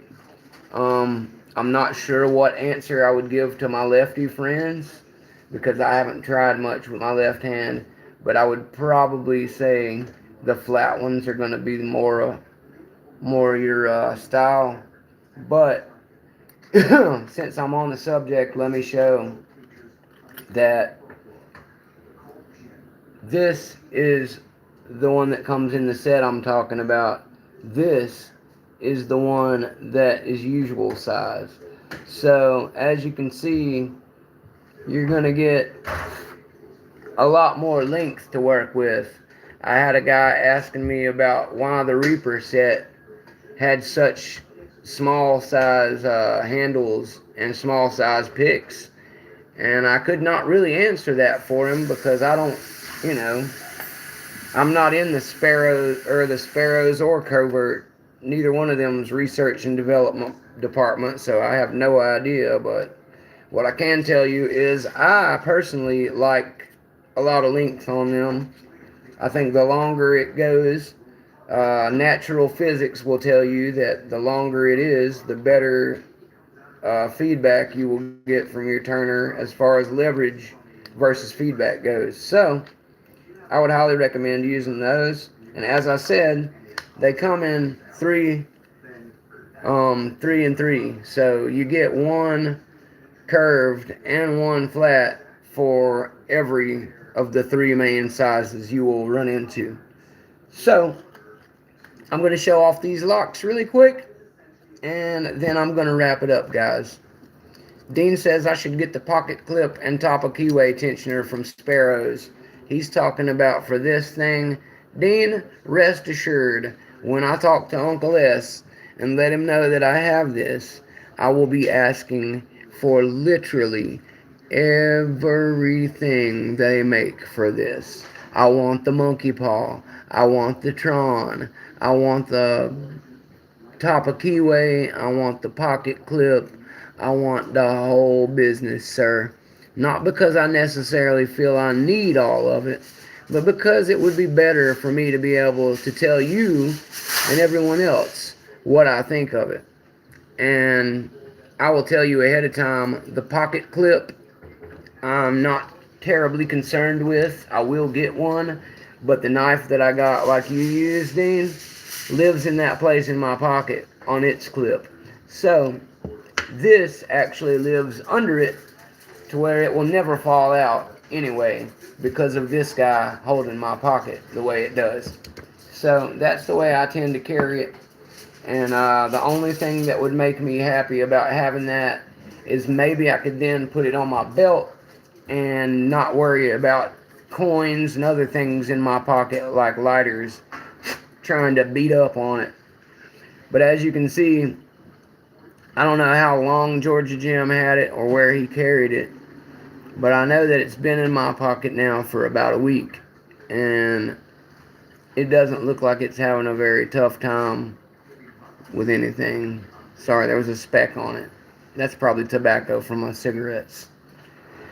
Anyway, the Escort I love. Somebody asked me just the other day how the Escort was on Facebook. I love it, okay? I'm very biased with Sparrows, as we all know, but I really do believe it's a good product. I will try all the other jackknives. I have designs on getting one of every one at some point. Obviously, the Companion Pro will be way down the list for me for my own reasons, multiple reasons. But I do want to try one.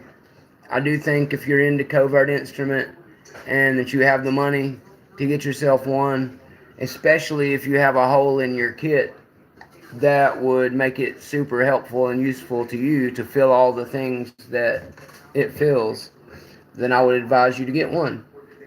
Even as even as a Sparrows man that I am, Keytron asked me earlier if I was not a quote-unquote 100% Sparrows man.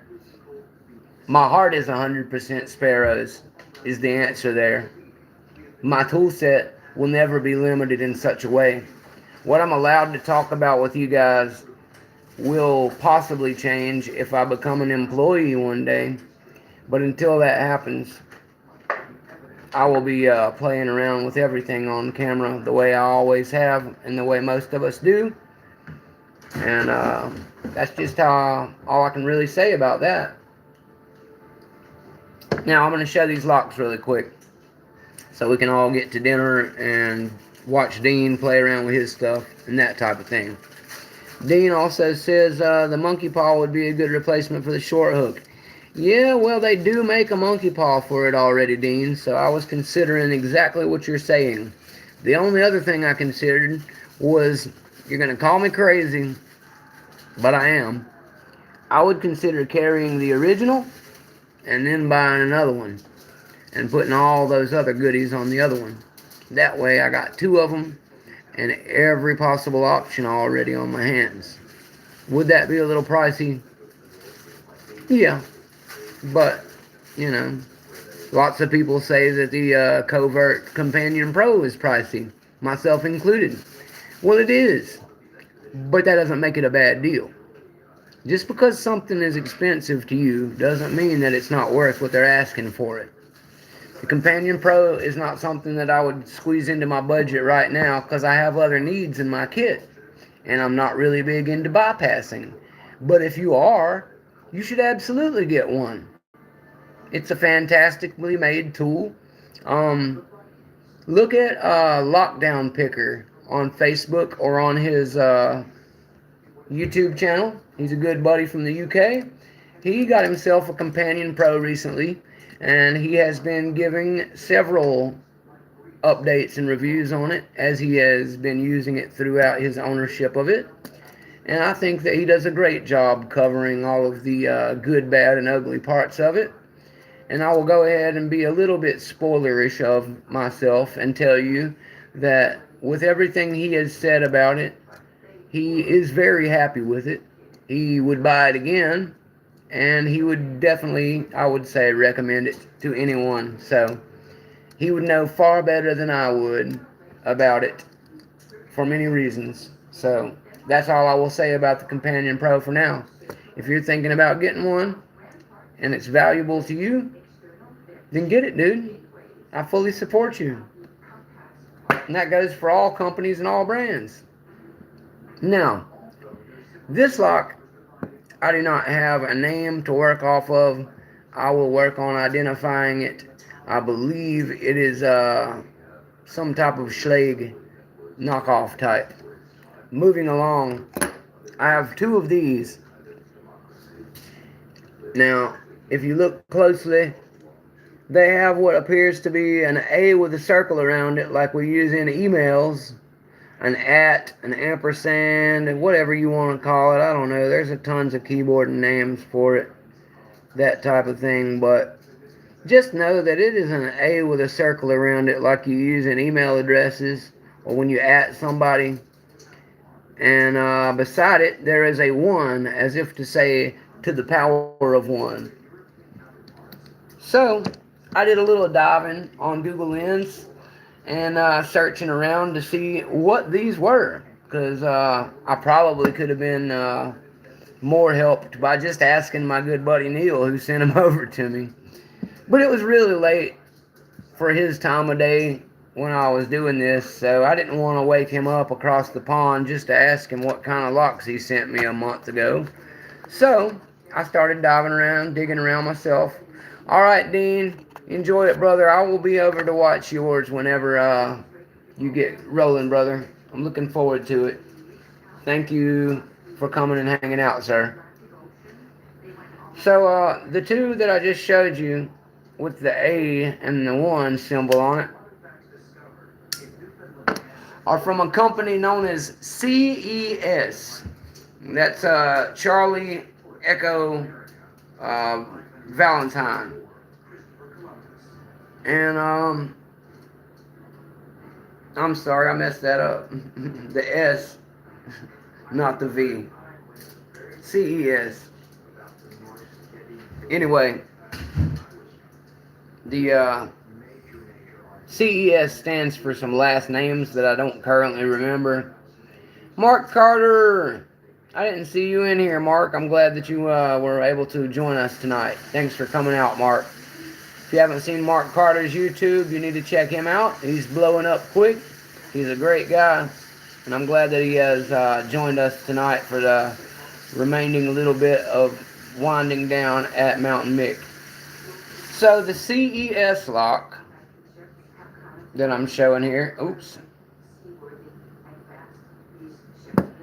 is basically a company that works making things with Schlage, and I can't remember the exact names, but they are German. So it is a German lock with a very interesting looking keyway on it. And the other one that I showed you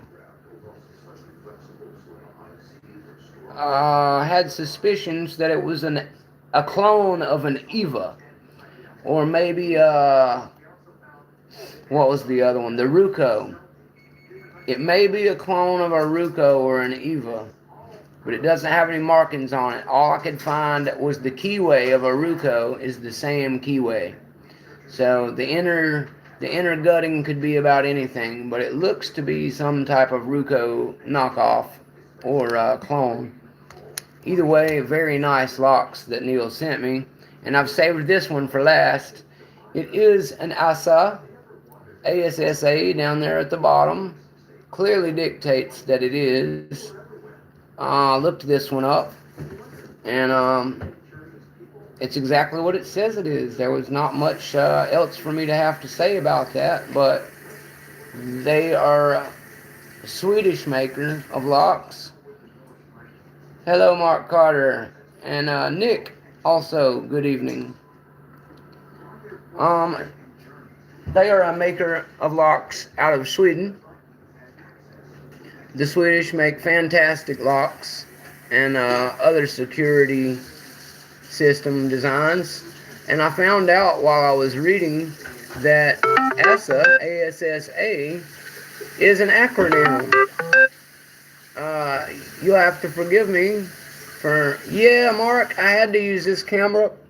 This camera angle was necessary this time. My Wi-Fi is down again. Living in the country can be hell. And my good camera phone with the good camera on it cannot give us our video feed tonight, because with no Wi-Fi it will not broadcast. Therefore, I decided to run from the first person point of view and use the crappier camera phone that I have through the real system of Verizon. So we did have one flicker for a moment, but we seem to have hung in there pretty good, and we're about done here. So I'm actually pretty happy with the fact that it turned out all right. But yeah, ASA is an acronym. Um, I forget exactly what all it stands for, but it's just to the gist of Security System Association or Alliance, that kind of thing. And they make wonderful locks in Sweden. If you have ever caroused your way through the upper belt system on the LPU belts, you will see that ESA, Abloy, and Medico, who all work together. Thank you, Yet. I appreciate it. If you guys like this camera angle, I may go to using it more in the future with the better looking phone. I've never really worried about having the face on camera. I started out with the hands because Bosnian Bill was my original inspiration. He is also the reason that I have such a deep love for my sparrows. So anybody who's wondering about that, Bosnian Bill, you are the reason out there wherever you are, sir. I know he retired at some point from doing this type of thing. You can still get a lot of videos that he made on YouTube, as well as sparrows selling $5 a piece mini courses that Bill recorded for them to market in his Lock Lab series. So, just wanted to include that really quick. But yes, if you would like to, guys, let me know in the chat really quick whether you prefer my usual side angle over the shoulder shot that we work with, or if you were a fan of the straight on view that we're using tonight, more like what Dean uses sometimes with the hanging out, sitting at the table with me view type that we have here. Naturally, I will use both angles for different reasons in the future, but I'm just curious as to what everybody else thinks and how you enjoyed having one of Mounta1nM1ck's lives from this angle. So, as I'm always trying to tweak things and make it better for you guys the best I can, I try to ask for feedback on production notes as much as possible. And I still continue to do the vertical, mostly because most of us watch on our phones, and especially with lives and shorts, it is nice to not have to flip your phone in my own personal view. But if you would rather see Mick do more horizontal widescreen views, let me know, and I will try to incorporate more long screen horizontal view in the future, especially when I'm doing pre-recorded videos, because the pre-recorded videos I can really do either way, especially when they are not in short format. I would prefer in short format to stick to this because as people scroll through, that's the way they're going to find us. So I'd hate to pop up looking like this on them every time. But I will do whatever I can for you guys to improve everything between and lighting, sound, whatever it takes. I want to be the best I can for you guys. So I appreciate all the production notes from anybody at all times. Just let me know feedback wise what you guys like. Chuck says he prefers the over the shoulder view when picking, but this view is fine when not picking. That's kind of what I had thought too, Chuck. I'm glad you said that. I really believe that when I'm just hanging out on a Lockmail, doing a little bit of showing off the pick in hand picking, that this is a more substantial way to get my point across. But I would agree with you that for any heavy duty stuff, we will go back to the good old overmix right shoulder, look down the barrel of the pick, gaze into the keyhole view that we are accustomed to. And because of the fact that we can do it this way also, I will try to make a habit of talking to you guys eye to eye straight on like this. And if I had thought about it when we were picking, I would have gone ahead and shifted in my seat out of camera and gave you guys the classic over the shoulder how's the pick working view. So thanks for helping me work out some of that stuff. I appreciate it immensely. Chuck says I do landscape mostly because I've not figured out how to get OBS to do portrait. Yeah, Chuck, I personally use YouTube directly. When I tried to use some of those programs to set up my first Night Watch Live, I was having a real nightmare of a time getting any of them to work right. And since my 24-hour thing on YouTube finally was up and they allowed me on, I pretty much have been freestyle running it this way ever since. Facebook is cool, but I can always share this over to Facebook in 2 seconds, whereas doing it in the other direction when I wanted to move my night watch video here was a nightmare. I will tell you that ahead of time. If you guys have any questions before we go, now would be the time to ask. I am getting ready to eat dinner with Papa Mick. We got some stuff in the oven, and I would like to get around to playing around with some of this other stuff myself. And if there's anything you guys would like to know about before I go, or anything you oh, I'm sorry. I remember what I was going to do now, and I almost forgot. So I'm glad I remembered. This is how we're ending the video, gentlemen.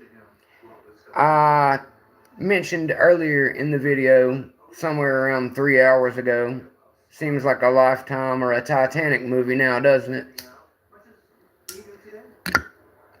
I mentioned at the beginning and somewhere in the middle, how old should the green plant be? At what age do you tell a green plant is adopted? Chuck, I'm not sure I'd ever tell my green plant it's adopted.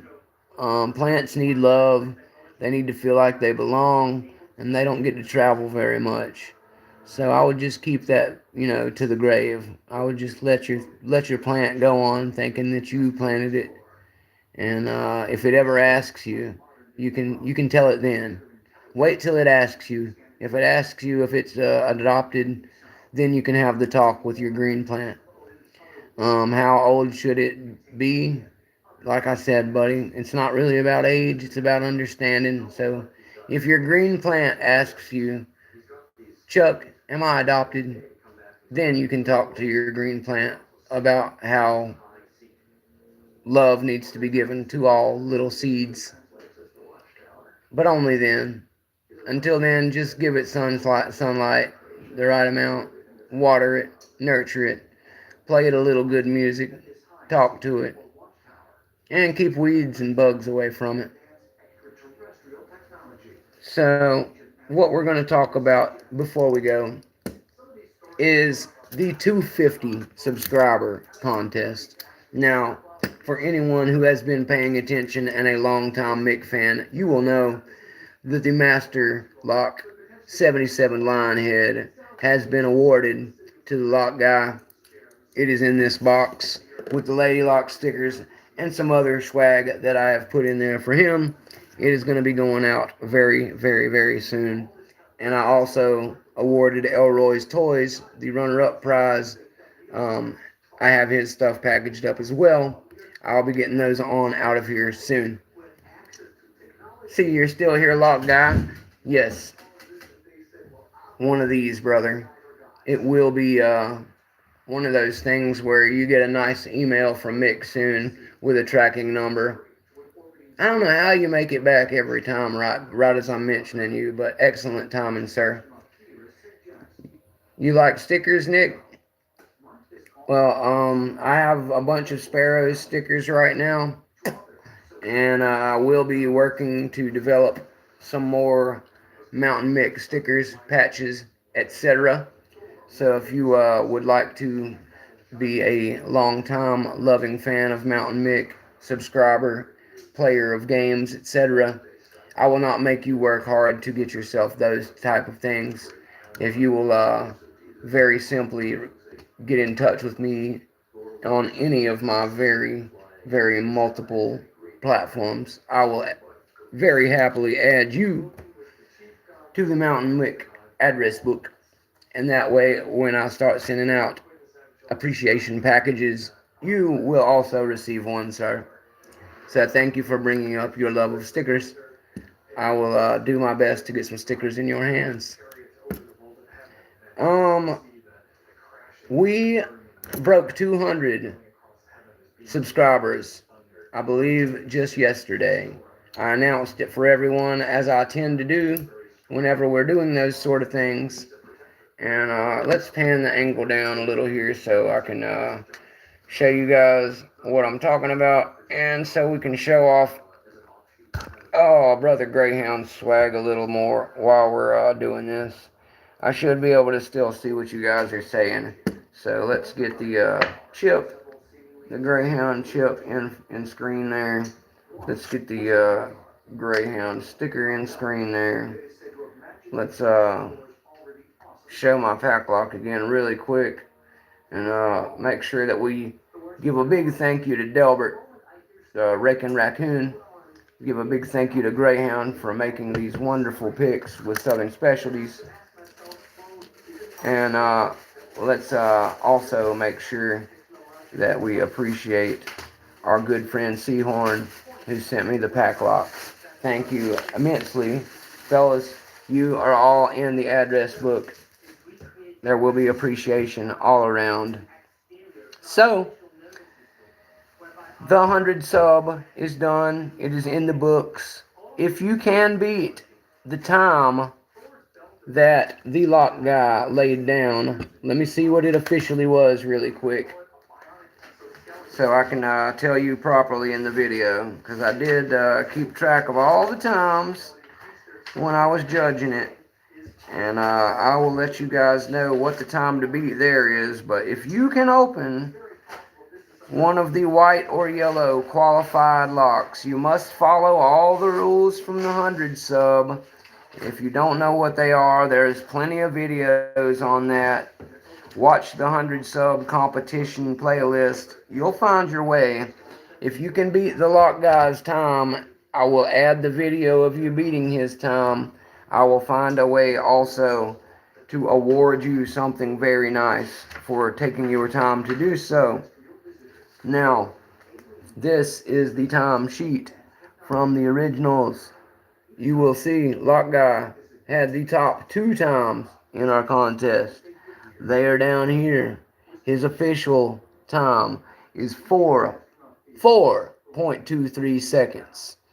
So, if you can beat his 4.23 second run on 5 opens of the qualifying lock, I will have some kind of prize for you. Something very cool. But you have to follow the rules. You will get Lock Guy's respect, he says. And make no mistake, the Lock Guy already told me he has a faster video in his vault. He didn't have to pull it out. But if you try to step on his record, you might come back with that one. So, I'd love to see how it turns out. Furthermore, he also has a new video in his vault, because he is a gamer and he knows that you will not submit the video for the 250 until Mick says go. But when we do, you may put as many as you like from the time it starts to the time the cutoff is. And when it is cut off, every one of your successful attempts will be an entry.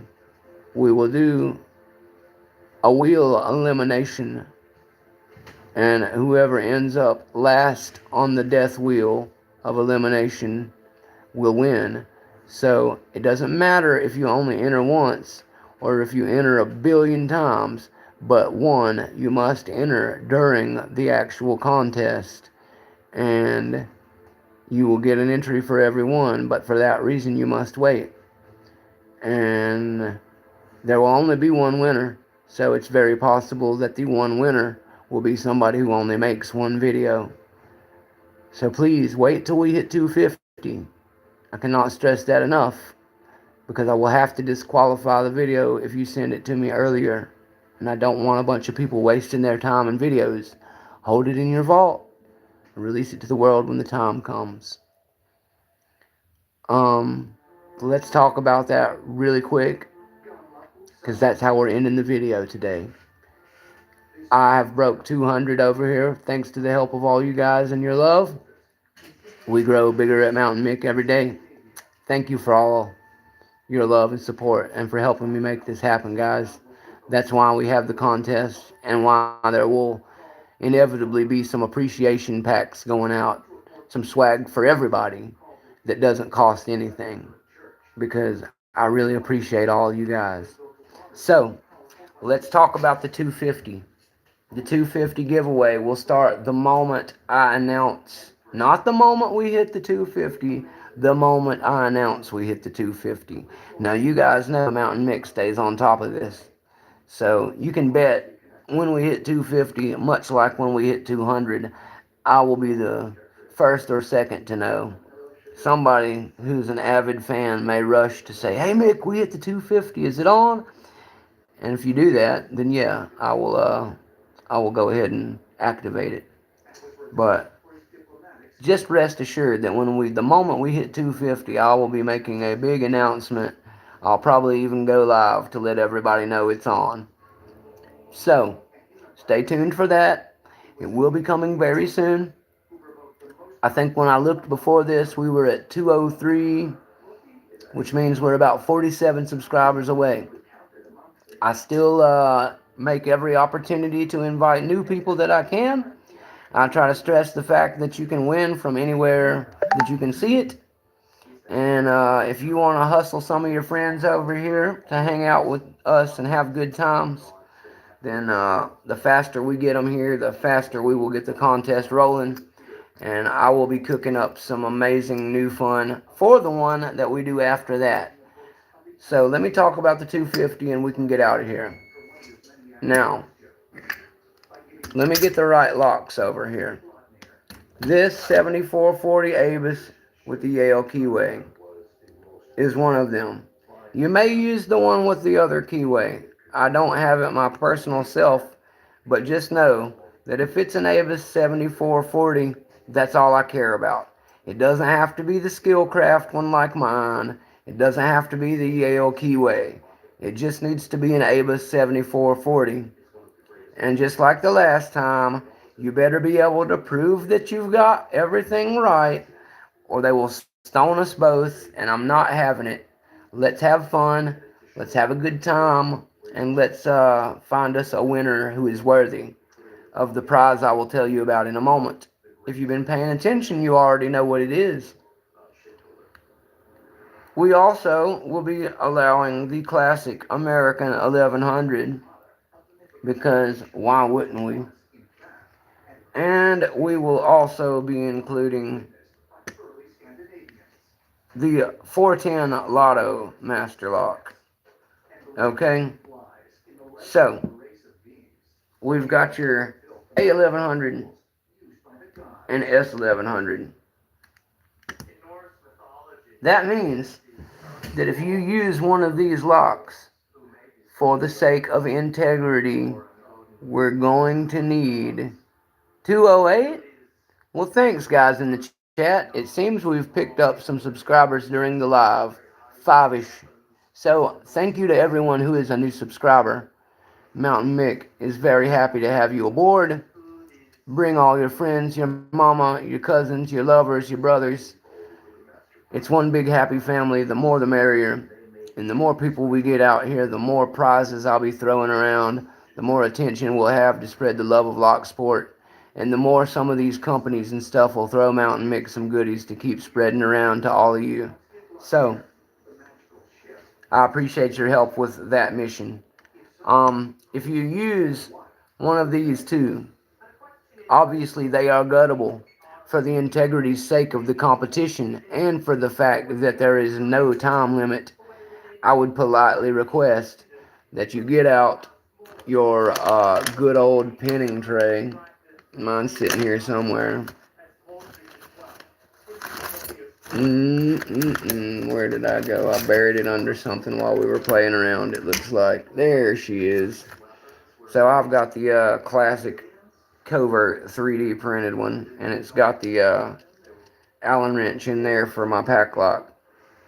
So, get your pinning tray out. Show us the pins so we know that you're playing fair, because we really do need you to at least pick the right setup of the lock to get in on this fun.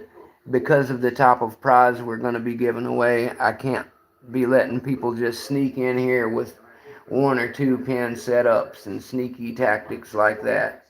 So just so we don't get stoned when you win, make sure you did your homework and covered your butt, so that way nobody says, wait a minute, and we can give you your prize. So, that being the case, if you use a 410, or if you use one of these 7440 lottos, obviously they're both lottos. Now, that being said, because I'm making everybody gut the guttable locks, what I will say is, if you are using a lotto lock, please use the original lotto lock body, not some 3D print rebuild where you might have messed with it. Mountain1nM1ck is not silly. Mountain1nM1ck thinks about things like a criminal red team soldier. So if you're going to try and sneak something like that past me, I'm going to need you to send me the lock to verify it if it gets really ridiculous. And we don't want to have to play those games. Let's have fun, and let's keep integrity involved. So, you will take any of these 4 style locks. You will pick them with one tool, whatever you like. If you want to rake, please go ahead and rake. Mountain1nM1ck very much supports an open life. So if you want a single pin, pick your way to glory. Single pin, pick your way to glory. If you want to rake, rake. Rake to your heart's content. That's you too, Delbert, Raking Raccoon. If you want to rake one of these bad boys open and try and win the contest, please, sir, send in some rake submissions. My last contest went a little bit rake heavy, and that's because I love to allow raking. But in a timed competition, you have to account for that, or everybody's going to rake. So that's one of the reasons this one will not be a raking competition only. It will not matter how quick or how slow you are. You'll get the same one entry for whatever you decide to do. Now, that being said, once we start the games, multiple entries will be allowed. Okay? So, if you want to pick just one of these locks, say you only own an S1100, make as many videos as you want with your S1100. Mountain1nM1ck will give you an entry for each one, okay? If you want to make one entry with each of these locks, then by all means, you can put it all in one cool long video if you want. I'll give you an entry for each lock.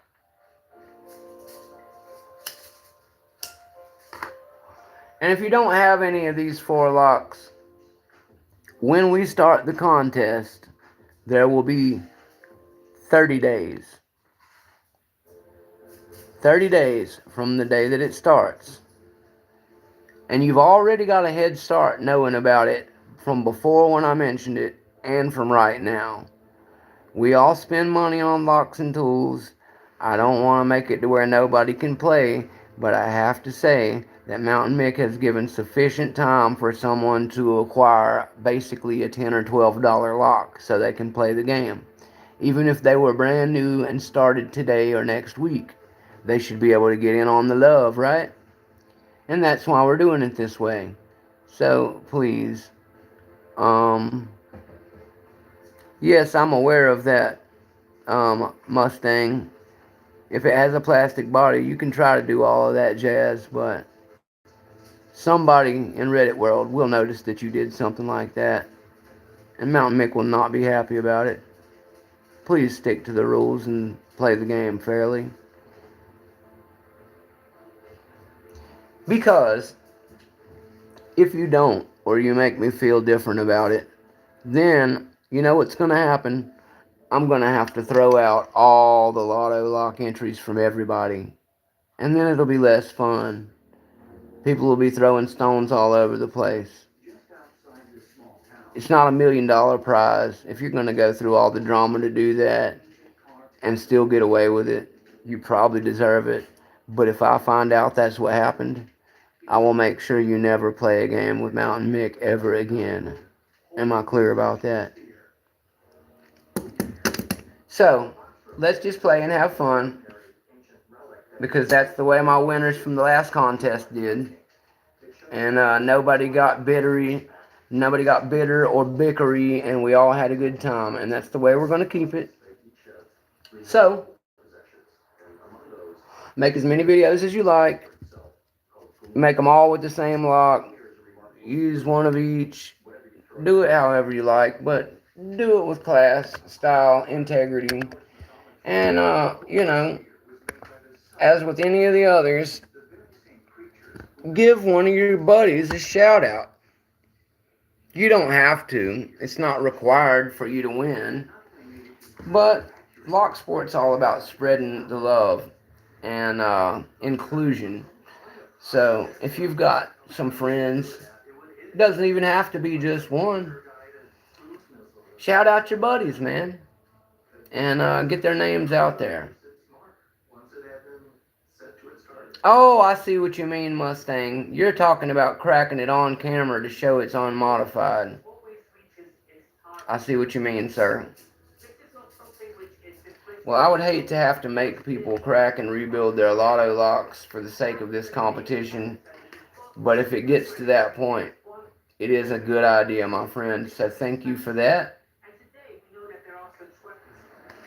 I would hate to make anybody have to do that. But what would happen, for the sake of conversation, is if I was worried in the least bit that that happens, what you're going to have to do to prove it to me and everybody so you can collect your prize is you're going to have to re-pick it on live. And then you're going to have to crack it. I don't want that to have to happen because it's going to cost you a lot to collect your winnings. But if you make us feel like you did something shady, it's going to cost you one lock to collect your winning lock. And you're going to have to rebuild it. So let's not do that. There's always a way to do these things, guys. I kind of learned that from Bosnian Bill in his video about cheating long ago. So thank you to him for basically pioneering the way we all prove lock are actually opened properly. And that is precisely why the LPU belts do things the way that they do. So I don't really feel like anybody in our group is going to give these types of issues. All of you guys are solid. You're all great guys. And I don't see that any of you would ever try to fleece Mountain1nM1ck or our multiple other lock sport friends. So I'm just going to leave it at that. Let's stay as classy and full of goodness as we always have been. Thanks for the hearts, guys. So yeah, all I got now is to tell you what the prize is, and then we're going to get out of here because I got to eat dinner. For anybody who is not aware of the prize, there is actually options. And you will have to be patient, just like my good guy, the lock guy.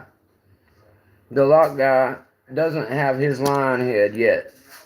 The reason he doesn't have it yet is because I waited until he won and then asked him to pick one out of several or to find one himself so that he could get the one that he wanted instead of just some rando. So, for that reason, I will be doing, and you'll understand when I tell you again what it is, but for that reason, again, whoever my winner is will be corresponding via email with me to make sure that we get exactly what you deserve and want for winning this contest. That's right, Mustang. Cheaters never win because the truth comes out. The truth will always find a way to free itself, and when it does, it will leave you looking like you dropped your pants in front of everybody.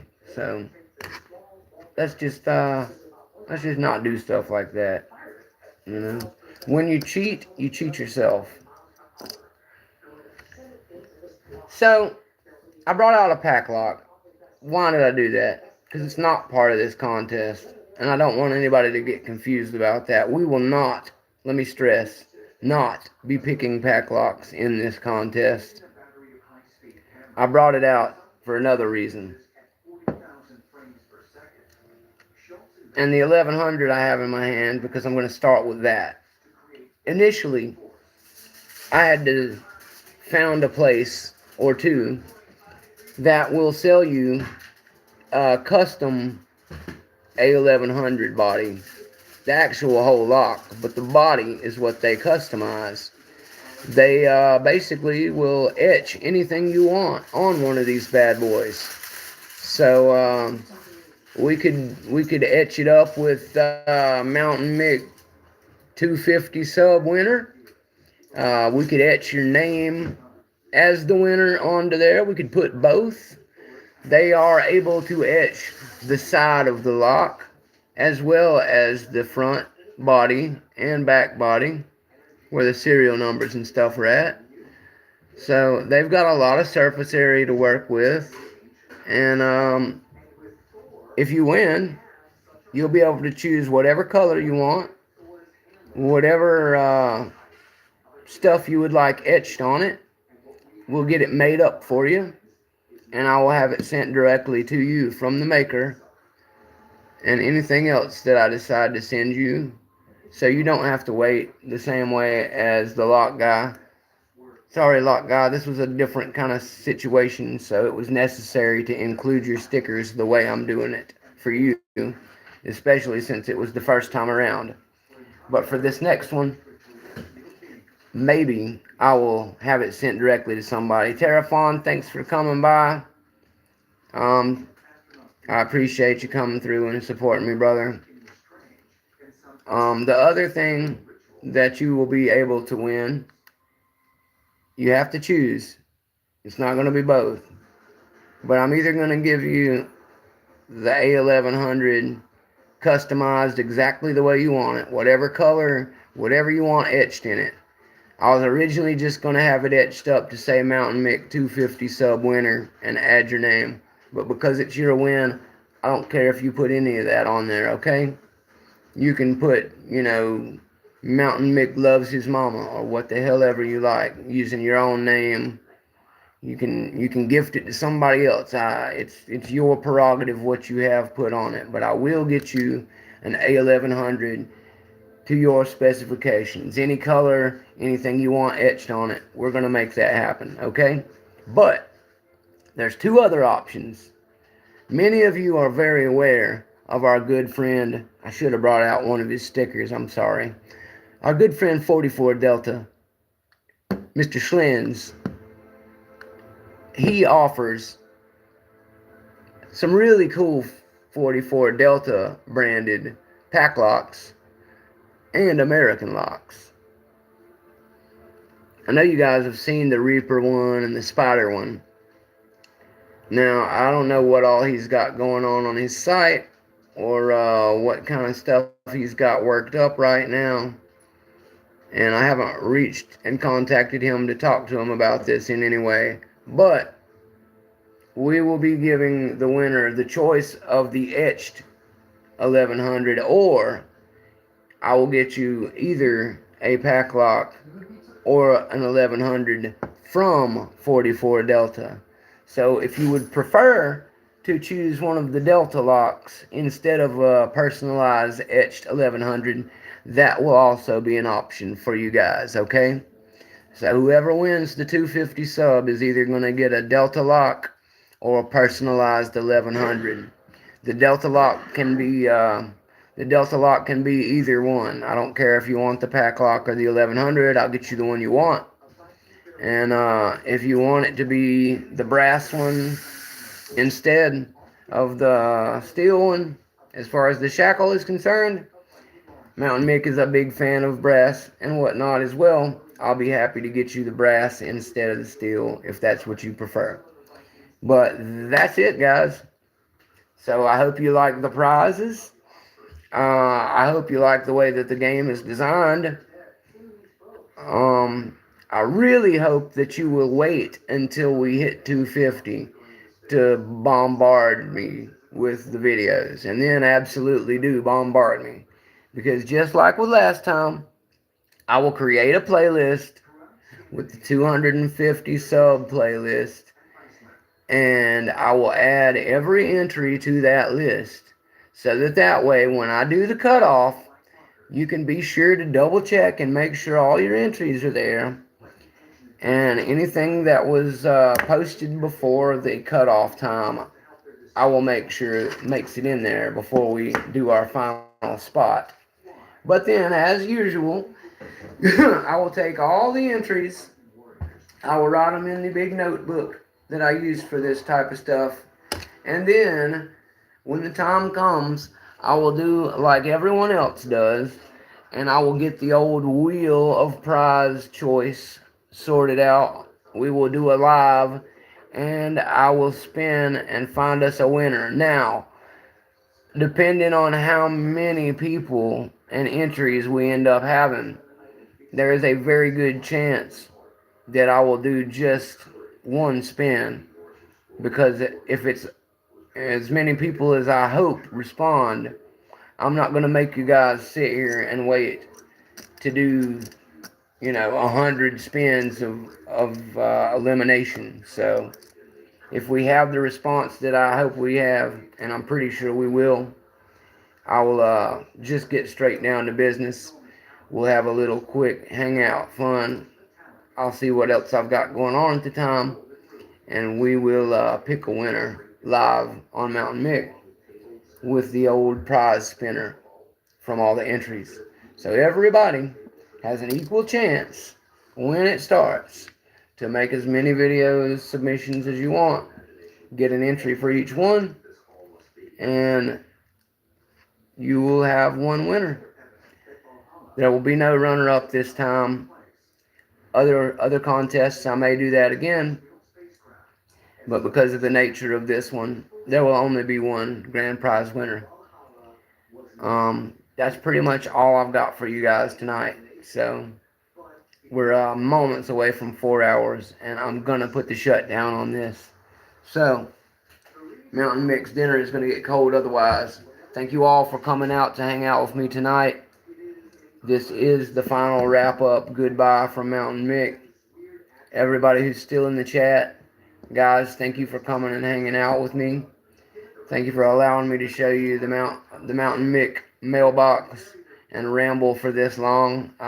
This is another new record for the longest time I've ever broadcast it, and I apologize to all of you for having to do it with this phone, but I think it has gone very fun, and I hope that it has worked out decent on you guys' end, because I definitely enjoyed doing this on a more face-to-face type of camera work, and I will incorporate this in future videos, but still do plenty of over-the-shoulder shots and continue to do my shorts in the typical fashion. So, thank you to Greyhound for the awesome pics that you created, sir. And, thank you, Packlock, for making a great lock. Thank you to S3horn3 for sending me this great lock. And, Delbert, I see you're still hanging in there too, brother. Good night to you, sir.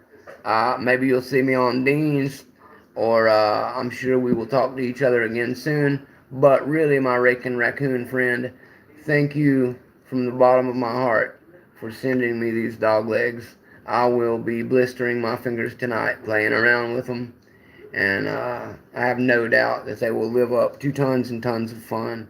So thank you for helping to further spoil me. You rock, sir. And that's how I'm going to close, with just the one big thank you to everybody else. And we're going to head over and watch our buddy Dean and support him the way that friends do. I'm going to go eat some dinner beforehand. So thanks for everything, guys. Mountain Mix out of here. Love you guys.